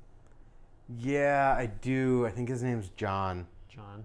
that guy's massive, but he just kept running into the fucking window with his pegs. I'm Oh like, my God. in the entire, like, for an hour or so, I'm like, it's gonna break. It never broke. What about the one dude, Ben, that came up from Pittsburgh, that we built that sketchy, janky extension off the back of the satellite dish, and then he was trying to, like, do the 180 e-brake to it, and just kept body slamming that extension, and it didn't fall. Yeah. That's like a perfect example of, like, I'm not quite sure if they understand, like, physics, really, or, like, what's actually going on, because that would be a perfect example of, like, how would you possibly make that look good? Like, It's not going to look good. You're just, because you don't go up enough, you're just going to end up running into it at 20 miles an hour, like, and crushing yourself over and over. And, like, it's possible that you could have ridden away from it, but it wasn't going to look good. Yeah, the only way it would look good is if he landed on it and knocked it over and just stayed upright and then rode away. It would have fit with the 90 edit. Yeah, it could have fit into the 90 edit. That's basically what it was. But he seriously was just, like, letting go, getting sideways, and, like, shoulder checking this thing off the it's like concrete a lip. 20-foot gap, basically, to shoulder slam. Over and over. It wasn't just one time. Yeah. I would have been like, someone show me footage of that. I need to know if it looks good before I'm, like, going to devote Just keep smashing multiple tries to this. It's doing the trick for the sake of the trick. I understand that, but that's the weird, like, Maybe, competitive part. yeah. Is like, Yeah. there's not zero, but there's very little of that in skating. Like, you pick tricks that are hard that also look good, and if you don't, then, like, who gives a shit? unless you get obsessed with them. Right, but usually those aren't the things where Yeah, you're, like, that's true. crushing your body for Yeah, and it. usually you aren't even filming those. Right, Well, you're just and- like, I want to do it. Yeah. Or you might have, like, one in a video part that, like, all right, this very clearly didn't look good, but you can tell the difficulty level. Yeah, and I got obsessed with yeah. it, and I hate it, but I'm still putting it in there because it was fucking a pain in the ass. I feel like that's really like, I don't know. I haven't watched a ton of skate videos lately, but that feels really rare to me.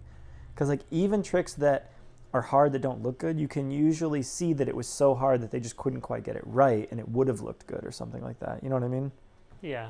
You've Mhm. had tricks like that, but Yeah. you never put them in your video No, parts. never. Not never, but not usually. I have a hard time putting them in my parts, too. I'm not going to lie. You always give me shit for not putting them in mine. Yeah. Well, that's why you always need someone else sitting there Yeah. while you're going through the footage. Mhm. Yep. It's because your perspective might be skewed on it. So. Mm-hmm. Yeah, because you might leave something out and put something in at the same time that you're like, Yeah. other way around, dude. Yeah. Yep. For sure, other way around. Especially if the trick was not hard and you're not proud of it. Because it was just like, for you, it was whatever, but somebody else watching is like, dude, that's fucking great. Put it in. You're like, no, it sucks. Who cares? It's dumb. I do it all the time just for fun. Right. It's like, yeah, But this one but came I've out never great. seen anyone else do it, and it Mhm. looks cool. And you're like, all This is- right, fine. This is every argument I've had with Derek about filming at HCS. He's like, I don't care about any of this. I was like, I know, but other people do. It looks cool.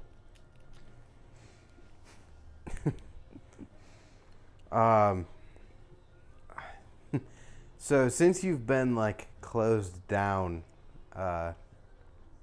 with HCS, do you hate riding there less when you get a chance to ride? Yes. So I know if there was a good while where anytime we would try to ride, you're like, I No, don't no, no, care no, no, where, no, no. but I don't want to Not ride here.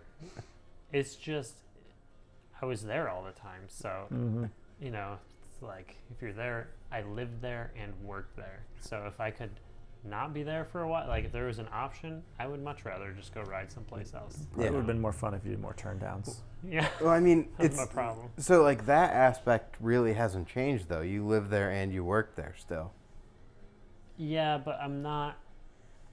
My work is not the skate park anymore. Yeah. Anymore, you know, so it's much more relaxing. You don't have a bunch of skate turds like me Yeah. running around asking for random shit. Yeah. Can you fix my bike for me? I don't have any money. Yeah, well, like, that's the perfect example is when I was open, like, it seems simple. Like, yeah, you go out and ride. No, you're always getting interrupted. The phone rings. You need to go get the phone. Someone needs to change a bushing. Someone needs bike parts. Someone needs to work on their bike. Like, you're always getting... So you never could just, like, relax and ride. It's not like you going to the skate park and riding there, basically. Yeah, yeah. Completely different things, so... I mean, I helped you out occasionally, and I know exactly what you're talking about, where, like, you'd be there, and as soon as one kid shows up, can I go up in the shop and look at parts? Do you actually need something, or are you just going to look at them and then come back downstairs? Yeah, and you probably got pretty good experience with that with the ice house, too. Yeah.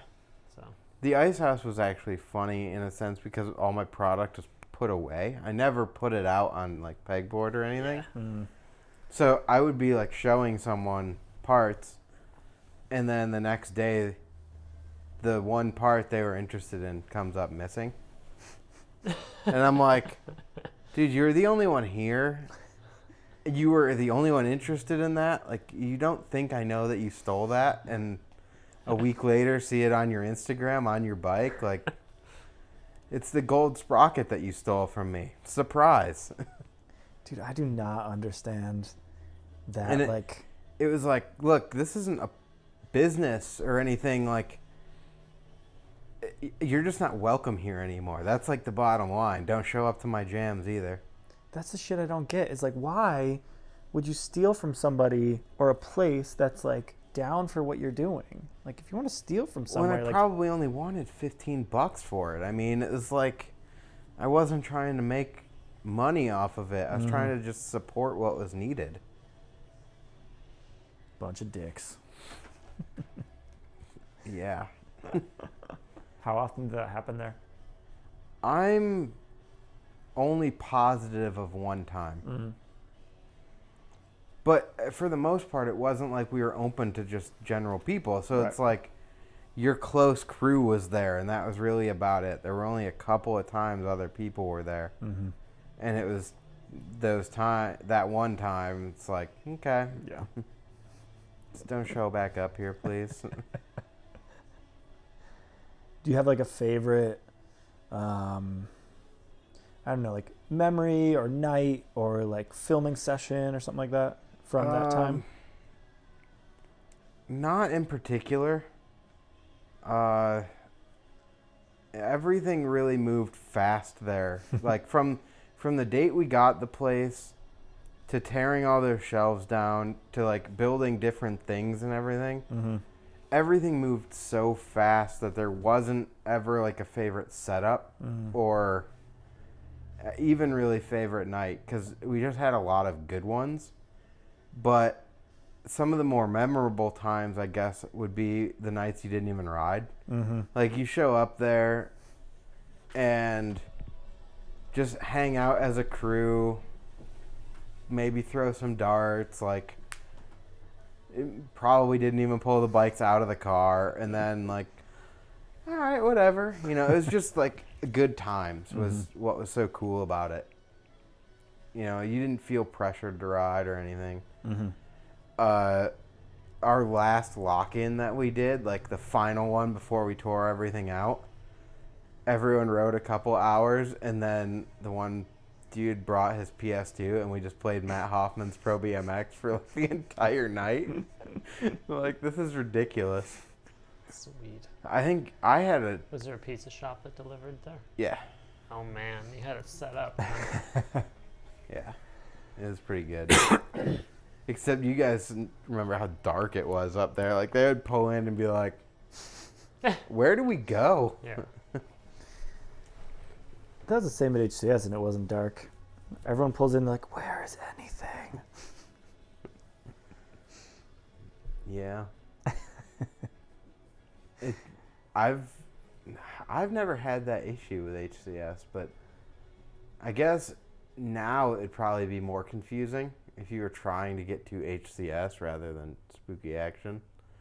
So you'd go in there and be like, I see, like, the quarter pipe at the end, But people just find that space confusing now. Yeah. They don't really know what to do with it. Yep. it is weird if you set your GPS to go there, because it drives you past the driveway before it says you have arrived.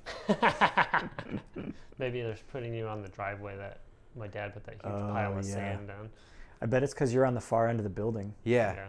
It's the far end. So, like, you're past the driveway, and it's like, destination is on the left. And you're like... It's just a 4-foot tall concrete wall. Yeah. There's nothing here. Yeah. I think it's not my favorite, but one of the things that never stops being funny to me when there's an event or kids there is that if you pull in and people are skating or riding their bikes and they're like mushed up on the closer end of the building when you drive in, I don't think anybody means to, but when you drive in, everyone shit eyes you every time. It always makes me laugh. They're always like, they give you this weird, like over the shoulder, like, what the fuck, man? Look for driving in. Like, fuck you, dude. Like, we have to get here somehow. Yeah. Well, and like everybody, it's not like certain types of kids. It's just something about that spot that when someone pulls in, when you look at them, you're like, what? It's always makes me laugh. Yeah. I know exactly what you're talking about. I've done it plenty of times. There's something about when someone drives in and you're on that side of the parking lot and you look up at them, something is just annoying about them driving in. I don't know why. Always makes me laugh. It's like, it's especially at the jams, but it doesn't even matter. It could be you and one other person, and for whatever reason, if you're in the parking lot at all, someone pulls in. I think it was the most when the hair salon was there. Oh, yeah. Because people would pull in like right by you, and like they'd sit there and wait, and you're like, I'm not moving. Yeah, those hairdressers did not like being there. I totally forgot about that. They did not like the people. This hairdresser. Was there something between the hairdresser and computer care? Nope. Okay. Just went from computer care to the hairdressers. Yep. Did you ever get vaped out of the ice house? That is a good question. Sort of like the shop when we had to ban vaping because it became. Do you remember like when people filled the shop up with vape fucking smoke? No. So you didn't have any huge. The inside got filled up by like 4 kids vaping in like an hour.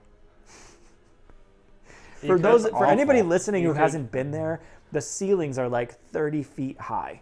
Yeah, and you could barely see the opposing wall, which is like 30 feet away, because there was so much vape in there. The room was about 35 feet by like 45 or 50 feet with like 30-foot ceilings, and 4 fucking middle schoolers filled it up with vape smoke in like an hour. Yeah, it was impressive. You never got vaped out at the ice house? I just always told everyone to go outside. That was my mistake, trying to be tolerant. Just trying to be the cool guy. Yeah. Tolerant until you came up with that. What was the list that you posted on the door? Do you still have the not allowed list something, or whatever? Yeah, it's in my Dude, that archive. shit was so funny. I wish I could remember what it said. It's a lot of stuff. I know. So you'd have to remember a lot of stuff. That's why I wish I could remember, because it was all hilarious. I can't even remember like one good. I know you had Christians on there. Yeah. Something about like Fuck Christians. something about moms, like suburban moms. Yep. Yeah, not a daycare center. Yep. That was on That sign alone was amazing. Not a daycare center. Yeah. That's one. It frustrates me that essentially that's what private parks have to become. Yeah. Mm-hmm. To I mean, stay an in embrace. business. Like the wheel mill loves it. I know, and they have to love it is what I'm getting But at, because they couldn't stay in business otherwise. They want to be like the family park, though. I know, It's I hate like it. fucking gross. I hate it. Which is a whole nother thing I don't like about BMX and skateboarding. Not so skateboarding, but I just like always like, I don't know, like the industry is pushing youth really hard. Like once you get past the age of 25, like you're like, there's, I don't know. And it's wrong, because that's what I'm saying. people aren't quitting. So like the median age of people you're trying to appeal to is what? 25? Yeah. No.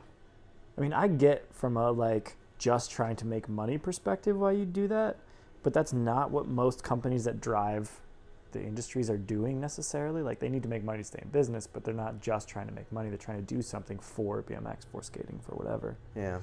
But there's like a lot of discussion happening with that in BMX right now. And it's being driven by this Mike Hinkins guy and his podcast. But a lot of the discussion is around, like, why are we trying to cater to 14-year-old kids?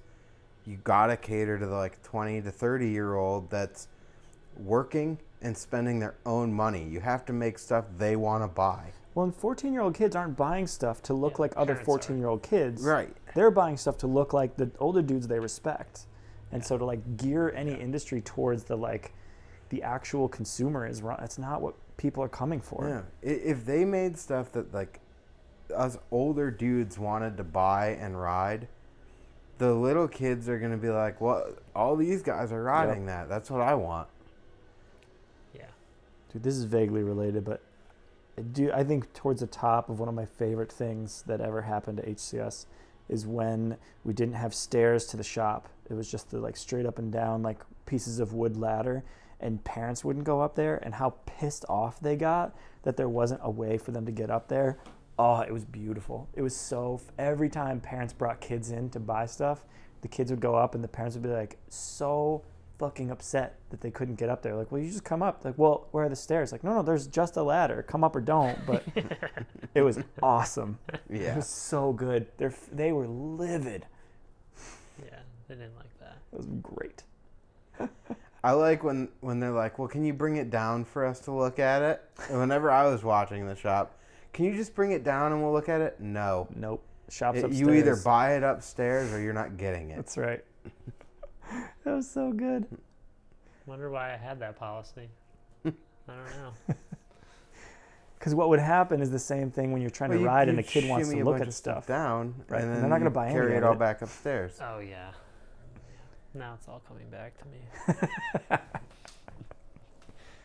Oh my God, I loved the looks on those parents' faces. It was so fun. I liked a lot of the local scene with your used parts bin, where they'd be like, oh, can I get this? And I'll, like, throw a couple of parts in your bin, and you're like, if you want a used part and there's one in there, then yes, we'll exchange used parts. But you can't give me 4 torn seats for a brand new one. frame.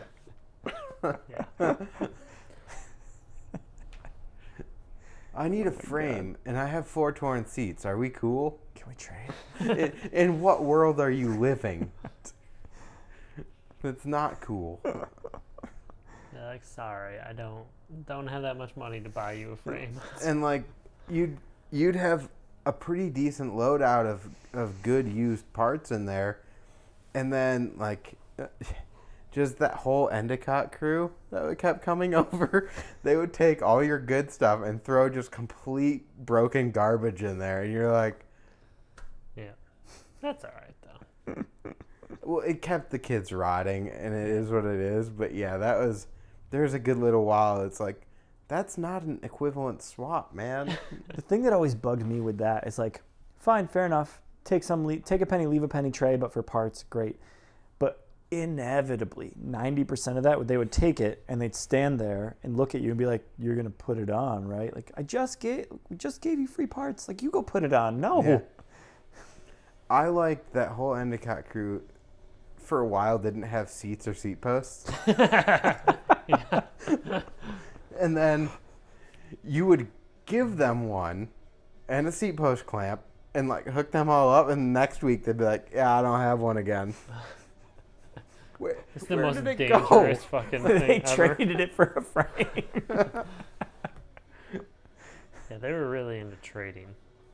Not just with me, It's- just in general. It's were because into they didn't trading. have any money. Yeah.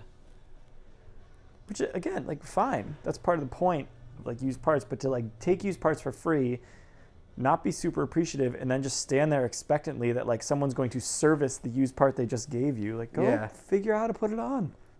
Yeah. They're like, I will show you how to do it, but you're doing it. Like, I'll stand over your shoulder for 20 minutes and tell you what to do, but you're doing it. Well, they never bring tools. They always be like, well, can I use your tools? Like, motherfucker, live a life. Can you help me get my bike up in the shop? Oh my God. This is a little bit a later date, but when Jesse, aka Hammer Kid, was coming to the shop, still my favorite memory is, I remember where we were, but me and Jacqueline coming back at like 11 or 12 at night, and he's sitting on the grind box below the light that casts all the shadows, and his bike is in pieces, and he's like smoking a cig. You can't really see him because it's dark out, and he's just smoking the cig and it's glowing. There's just like there's just shit everywhere and hammers. And I'm like, what happened? So I'm working on my bike. I'm like, okay. Jacqueline like runs inside. She's like, he's gonna kill us. Yeah. That was a hilarious story. I can't believe, because I was working the shop that day when that happened. Okay. And if I remember correctly, he had like started to work on his bike, and I'm like, dude, you gotta like, everything has to come inside. I can't leave his tools out here for you. Are you good? Like, can you get your bike together with what you brought, your tools? The hammer? Well, that's why he's called Hammer Kid, isn't it? I think so. Because that's usually what he would have, right? That's how he took his bike apart and together. Yeah. Because his nut was stripped out, so he'd just smash his wheel off and then smash it back on for a while. That kid was great. I like that kid. I say he works, I don't know if he still does, he worked at the Marabido on the Parkway across from Target. Yeah, he does. I stopped in to get a soda, like, it was months ago, but I was like, dude, what's up? How's it going? Of course, he's like, fine. Like, cool, okay. See you later. Called me a couple weeks ago. It was probably a month or so ago now. He's like, hey, I'm driving through Washington, PA. Like, what are you doing here? He's like, I'm coming back from North Carolina. What are you doing? Did he stop in? Yeah. Yeah, that's awesome. That's a Washington is not far from your house. That's like a Yeah. last minute call. I love Yeah. the idea that because to Like, do that, he'd been on the road already 'cause I 7 wouldn't drive hours. through Pittsburgh. No, but I mean, he's been on the road for 7 hours from North Carolina. Like, couldn't call before like 10 minutes before your house. Hey, dude, I'm like 10 feet from your street. Are you free? Okay, sure. I was like, dude, I'm at work. Like, if you're going to hang around the area for a bit, like crash on our air mattress or whatever, and then we'll go out tonight or something and hang out. Yeah. So that is what happened, but yeah. No, he's doing good, though. I think he probably still uses a hammer as every tool there is. I like that kid. I'm sure he's graduated to like a combination hammer tool. Multi-tool hammer? Yeah, exactly. I mean, what's worse, using every tool as a hammer or using a hammer as every tool?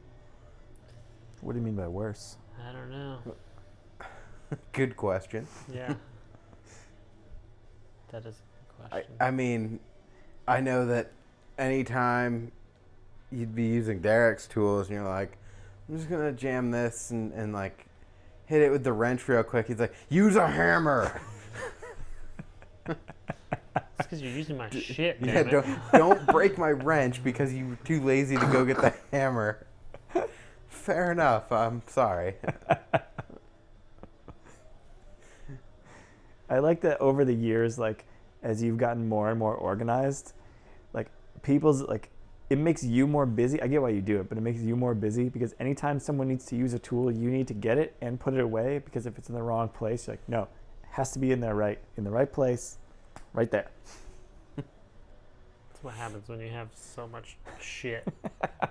If you can't keep track of the shit, you don't know where it is anymore, and there's no point in having it. I love it that, like, especially like towards the end of HCS when there was like a ton of kids coming down, especially BMX kids, you'd have like 1,000 wrenches or sockets and you would never have like 2 sizes because everyone would just walk away with them over and over and over. Yeah. That shit was always funny. There was a period of time where, was it 14 millimeter that was like big? It's 15 and 17. Yep. Oh, 15, okay. And occasionally a weird 19. Yeah. Mm. Yeah, and I still don't have very many 19s deep wells anymore. I have a lot of sockets, and I have 2 old ones of those. I remember at that time, I never got around to it. It was a good idea. I was going to, for, I forget, Christmas or birthday, just get you like 10 15 millimeter sockets. It's kind of like the joke for auto mechanics and stuff with like the 10 millimeter, how no one has one or whatever, but it's always a 17. Yep. Yeah. Which that used to be 19. Yep. Yeah, which is why I don't have the 19s. Yeah, it was 15 and 19 for a while, and then everyone's like, we can use these low profile nuts. Yeah, we can increase our cost by $1 bajillion, and then the nuts suck more too. Why don't we do that? Yeah, I mean, the cool thing was when they finally started increasing the front size one, so it was just 17 and 17. Yes. They had different sizes for a while? Yeah. Wow, that's so stupid. Yeah. That's another one of my favorite things about skateboarding, especially having like been around BMX kids most of my life, is that there's no like skateboarding, you just grab it and you go, and you need like 1.5 tools. Everything is like standardized and the same size. Yep. You don't have to like jimmy with shit every time you ride it. Agreed. It is extremely... If you buy someone's wheels, they use the same size bearing. Yeah, it's all the same Yeah. shit. It's All called like standardization. right. Nobody makes a pair of trucks that use a different size nut or a different thread pattern nut. It's all the same shit. You just Or do if it. they do, they go out of business. Right, exactly. Because no one's going to buy their fucking crap after a year or two. Yep. Like there's a company that just started making 1-inch diameter handlebars and a 1-inch diameter stem again. So And this has happened before, Yeah. but it's like, who needs that? You need to learn how to land if you need a 1-inch handlebar. Yeah, you just change the thickness if you need like more strength or something. Yeah. There's a reason everyone uses 7/8 even on brooms. It's because that's conducive to a human hand. Well, yeah, the top bar is still 7/8, so they're going to the clamp at 1 inch. Don't they usually fail where your hands are? Because that's where all the force is. No. You're thinking people are riding hard. A lot of them with the heat treating and everything now, and the butting and everything, break at the stem. Oh, that's weird. I have a pair that's cracked right now. It's cracked just about a 1/4 inch from the knurling. I'm gonna have to be sure not to buy any more handlebars. You should just make all your own. Yeah. Every time I'm around for this conversation or reality of BMX, I'm always like, oh my God. Yeah, skateboards are it's so easy." complicated. It's so fucking complicated and ridiculous. I hate BMX for that reason. The best part about skating is it's super simple, and kids are still like, they're not going to use like 4 pieces of hardware. Like, I'm going to put 3 in. They don't give a shit. Yeah, I think the thing that frustrates me most, like, it doesn't have to be that way. You can look at the skateboards, like, you can just keep refining something to the point where you can change it, but like, the standardization is perfect. That's like, pretty good. You don't need to fuck with it anymore. Well, there was a little while where like trucks had 6 holes in them, right? Because of like an old bolt spacing versus a new one. Not a little while. And Venture still does that. Indy does that sometimes. It's for like longboard type shit. But they don't, the whole patterning on street boards it's always the same, which is why like it's always the same shit. You don't have to fuck with anything. You don't have to make sure you're getting the right part for your setup. Like, everything works together. Nobody freaks out. And almost every time some company comes out with some like revolutionary new shit, like, it fails in a couple years because it doesn't work with everything else. And usually somebody tried it 15 years ago and there was some problem with it that it just didn't work as good. Yeah. And rather than cycling in and out of trends because people are interested, most of the time skateboard companies are just like, look, 7 layers of 16th inch, concave, blah, blah, blah, blah, blah. It works. It's fine. You know, if it breaks sooner or later, it breaks sooner or later, but it works. Everybody knows what to expect. It's fine. Yeah, if you're running a skateboard deck for like over a year and a half, like it's expected that you're supposed to be getting a new one. It's gonna be a little bit less poppy. Well, and people have tried to make decks that last longer, and they have a bunch of other problems. Mm-hmm. Yeah. Like an 8-ply deck, it just does, like, it gets too spongy. If you do it out of metal, it's way too heavy. If you do it out of, like, they've tried like Kevlar layers, and like it's all toy bullshit. Who cares? Just make a deck and be done with it. Yeah. You're talking about relatively inexpensive equipment as well. Like in the big scheme of things, if you're buying a deck, too, it's because it's standardized. Yeah, that's what I was thinking. Because like bikes, you'd be a little more expensive, but expensive is because everyone's doing like their own thing and like always changing it instead of refining one thing and just doing that over and over. Mm-hmm.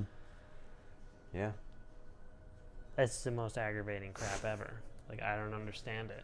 Like.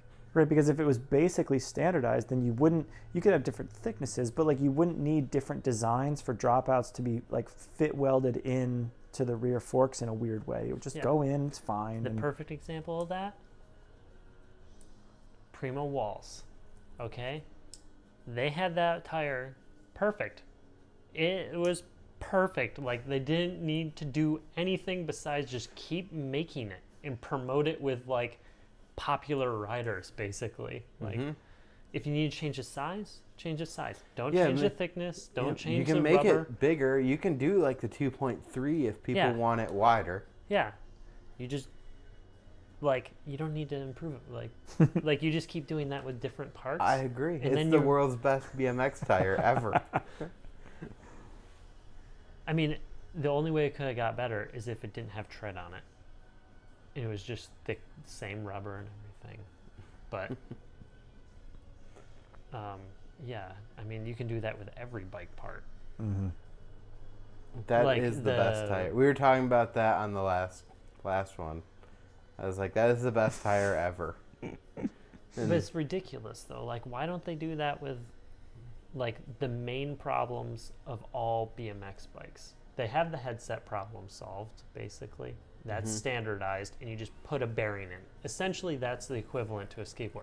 Like, we don't need 8,000 different cup sizes and designs. But, okay, so we got the headset figured out. We still can't figure out a bottom bracket and put the right length spacer in it. Well, that's that's almost there, though, because there's very few competing bottom brackets. Yeah. Okay? Yes, you're right. That like it's the simplest, stupidest thing ever. Like just everyone stop making different crap, basically. Make it the same width and put the right size spacer in it. Right. Everyone will be happy. Yes.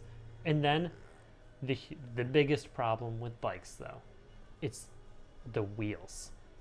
The goddamn wheels and hubs. I'm so sick of fucking wheels and hubs.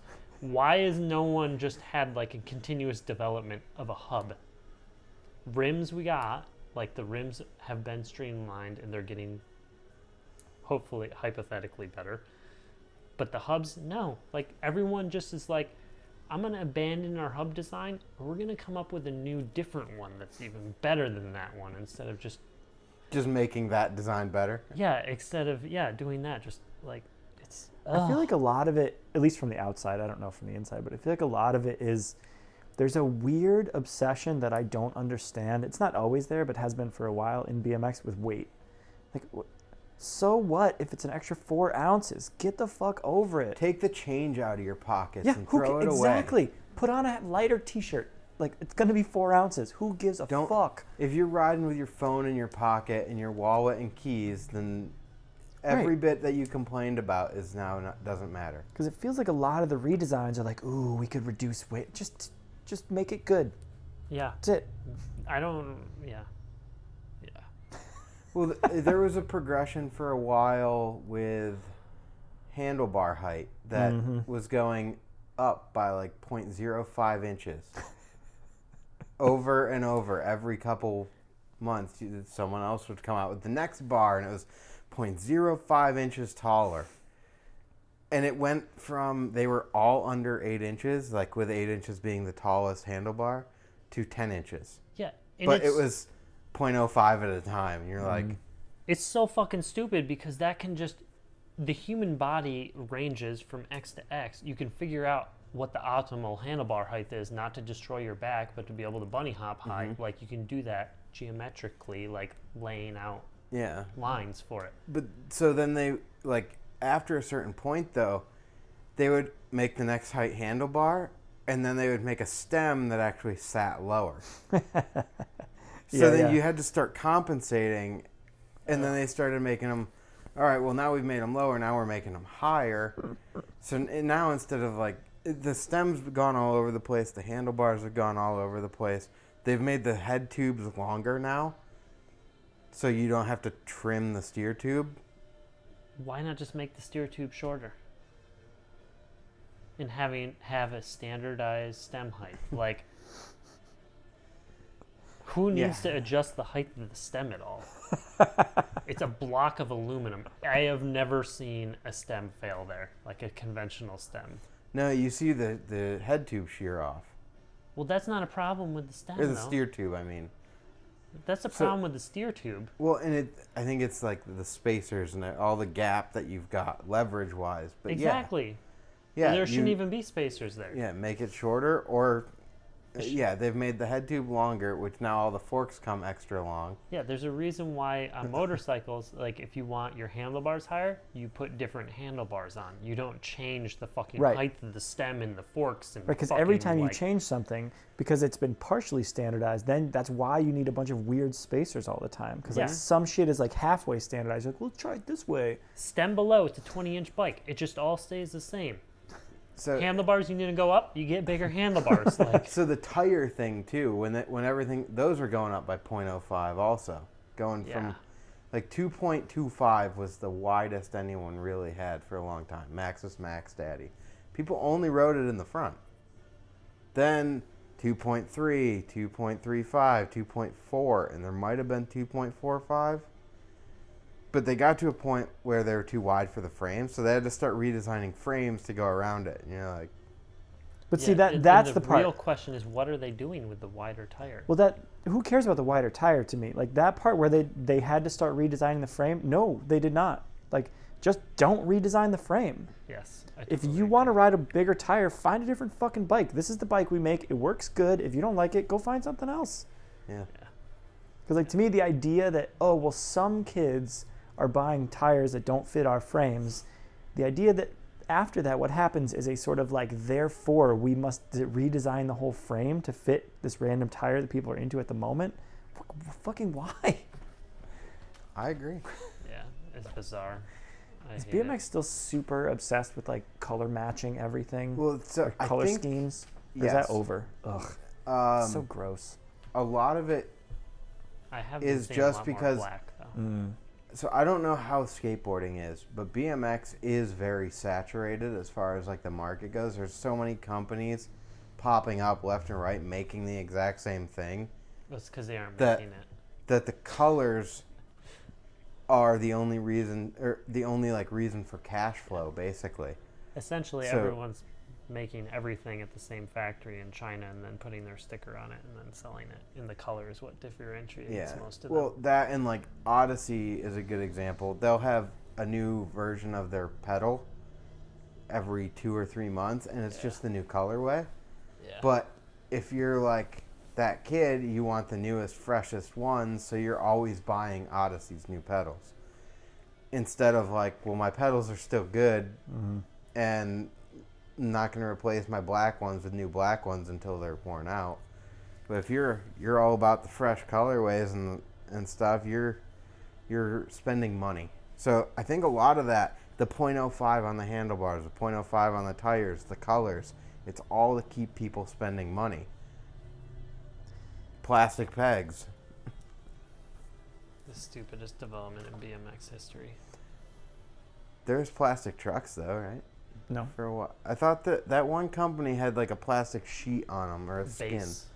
People have done dumb shit. The difference is they all go out of business. Right. Like, they all disappear. That's what I was thinking about the colorway. Is it's not that there aren't trends like that in skating. It's that, like, because shit's basic, and not basic in the sense that it couldn't be basic in BMX, but because BMX keeps choosing to change shit in this weird way.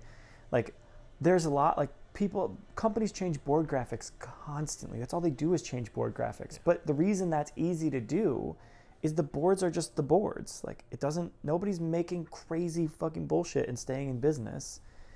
So, like, to me, the weird obsession with colorways in BMX isn't that people are, like, into trends. It's the idea that BMX companies have that, like, they think of themselves, or it seems from the outside, like a lot of companies don't think of themselves like a BMX company.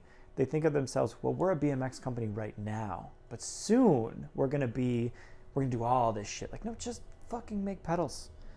Fine, who cares what color they are? Like, fine, have new colorway pedals. But the idea that your business models, we have to keep selling more, like, that's one of the things I think that's a little bit different about skate companies. Not that they don't have to make any money, but they're interested in skateboarding.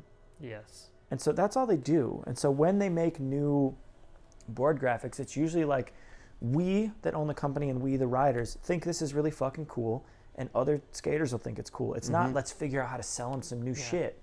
There's a lot of, just because we had skateboards and small companies, there's a lot of skateboard companies that their models are like the exact opposite of an always increasing sale base. Basically, they want to sell their stuff, but they don't want to always increase their like sales numbers. Like, right, because they don't want to deal with it. They're like, this is what we do. Yeah. Which that's totally different in BMX. That's why it's surprising to me. Because, like, kids do that in skating, but they do it with random shit that skate companies don't generally pay attention to, like clothes. And so skate companies make clothes, but there aren't a lot of skate companies that make trendy ass clothes. Like Supreme maybe, but even that, they're like more of a fashion brand at this point. Like, there's not a lot of companies that are like putting out the new like shoes sometimes, but it's pretty rare they'll cycle through a bunch of colorways to make a ton of money. What they'll do is when the shoe comes out, the person who made the shoe, the pro who's backing it, will have the colorways they like, and that's what they release. So they'll have colorways, but like, there's not like a deep roll of like seasonal shit. Like there is some of that, but not a ton. Like they leave that up to like Nike and shit. But even Nike, when they sell skate shoes, that's fashion collectors that do they release lots of different colors, but that's not a big part of skaters buying shoes. It's like, oh no, this is the newest shit. They don't, whatever.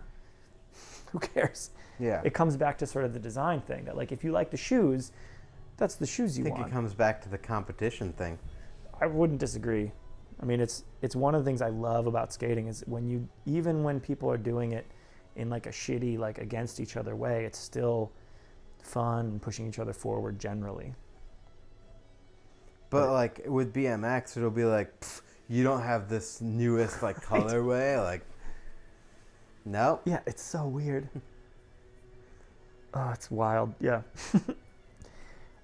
I was always amazed when the shop was still going how much companies would change colors and designs of parts that were like wildly unnecessary. Like, it always felt to me like it would in the long run be like a detriment to their business instead of a benefit. They're trying to sell too much too fast. Like, build a base of people that like your product, like the tire you're talking about.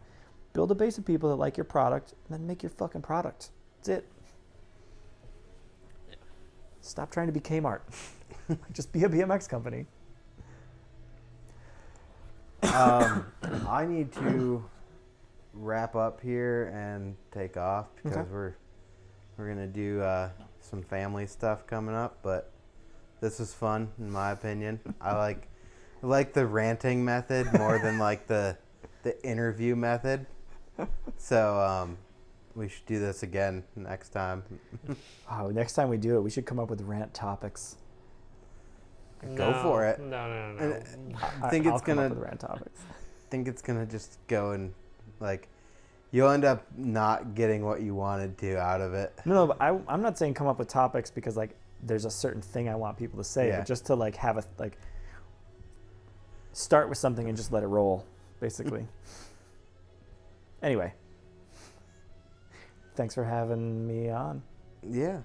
Thanks for hanging out and chatting and doing stuff. Thanks for listening to me cry about BMX tricks.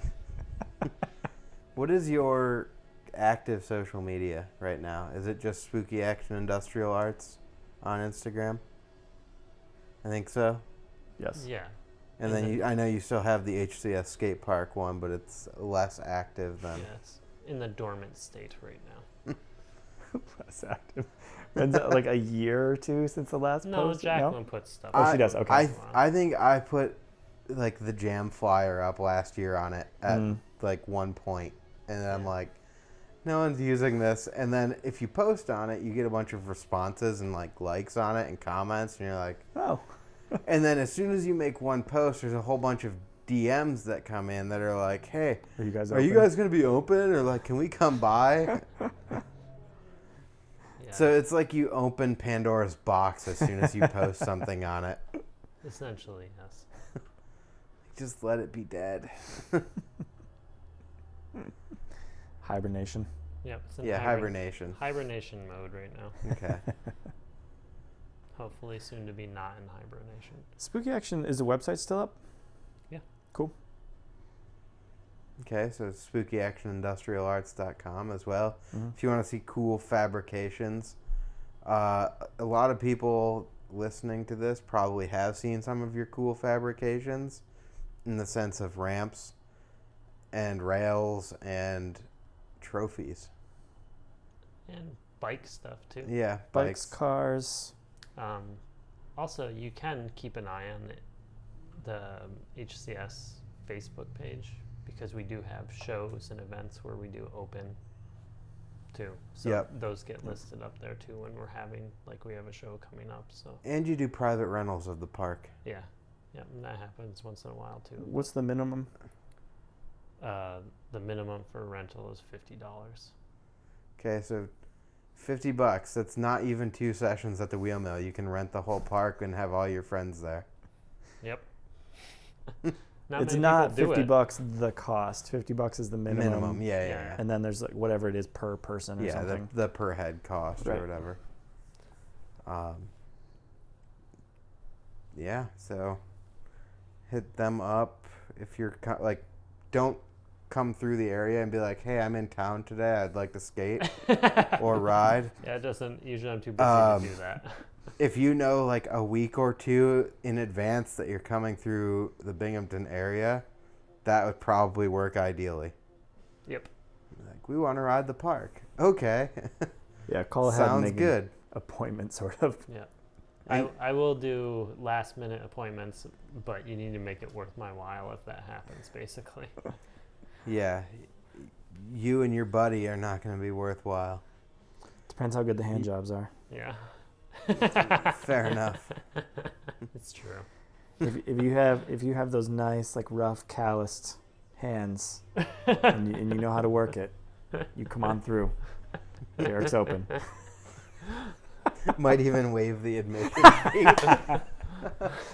We'll see. To be determined after. Right, exactly. All right. Well, thanks, guys. Thanks, AV. Thanks, GrindWorks. Thanks for listening to this episode of the GrindWorks Podcast. I hope you enjoyed this one. I really did. I think it's always fun to hang out with Andy and Derek and just get their take on things. They look at life a little bit differently. They look at BMX and skateboarding and basically any of the action sports or anything a little bit differently than most people. So I think it's a really cool perspective, and I really appreciate their thoughts and everything. I want to take this moment to advertise both of our jams, but specifically the one coming up at HCS, which is Derek's Park. The first jam we're having is July 13th in Pittsburgh. It's a street jam. Show up, hang out, ride bikes, do fun stuff. You know, whatever. We're going to be riding around the streets, hitting some spots in Pittsburgh. If you haven't made it out to this jam before, I do highly recommend it. It's a lot of fun, a lot of cool spots. So, if you can make that one, do it. The next jam is July 27th, and that is at Derek's Park, HCS Skate Park in Vestal, New York. It's just outside of Binghamton, but we call it the Binghamton Jam. it's unlike anything you've ever ridden before. So definitely recommend coming out, hanging out. We invite anyone with a crew or brand or company or park or shop or whatever you are to come out, table the event, sponsor the event, send us some stuff if you want to. We're kind of down to the wire, but I'd be happy to put you on the flyer if it's something you're into. Just let me know.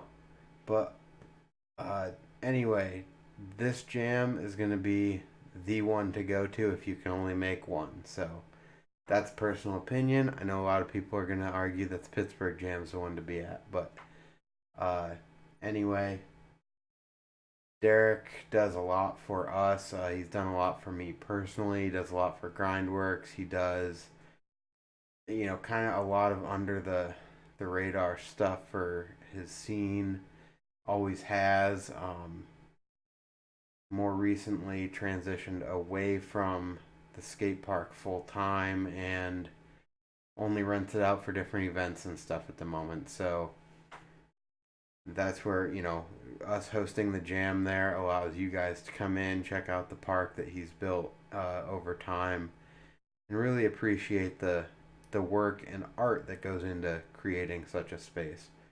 And not to mention, he's just an awesome dude doing a lot of cool metal fabrication work now with his other company, Spooky Action Industrial Arts. And I highly recommend you check both of them out on Instagram. So one of them is at HCS Skate Park. That's Hardcore Sports for the letters. The other is at Spooky Action Industrial Arts, all together. Then after you check them out, make sure you hit us up on at GrindWorks_BMX on Instagram, Twitter, and Snapchat, and at GrindWorks BMX without an underscore on Facebook, Mixer, Anchor, and YouTube. I feel like I should get better at that, but I really suck at it.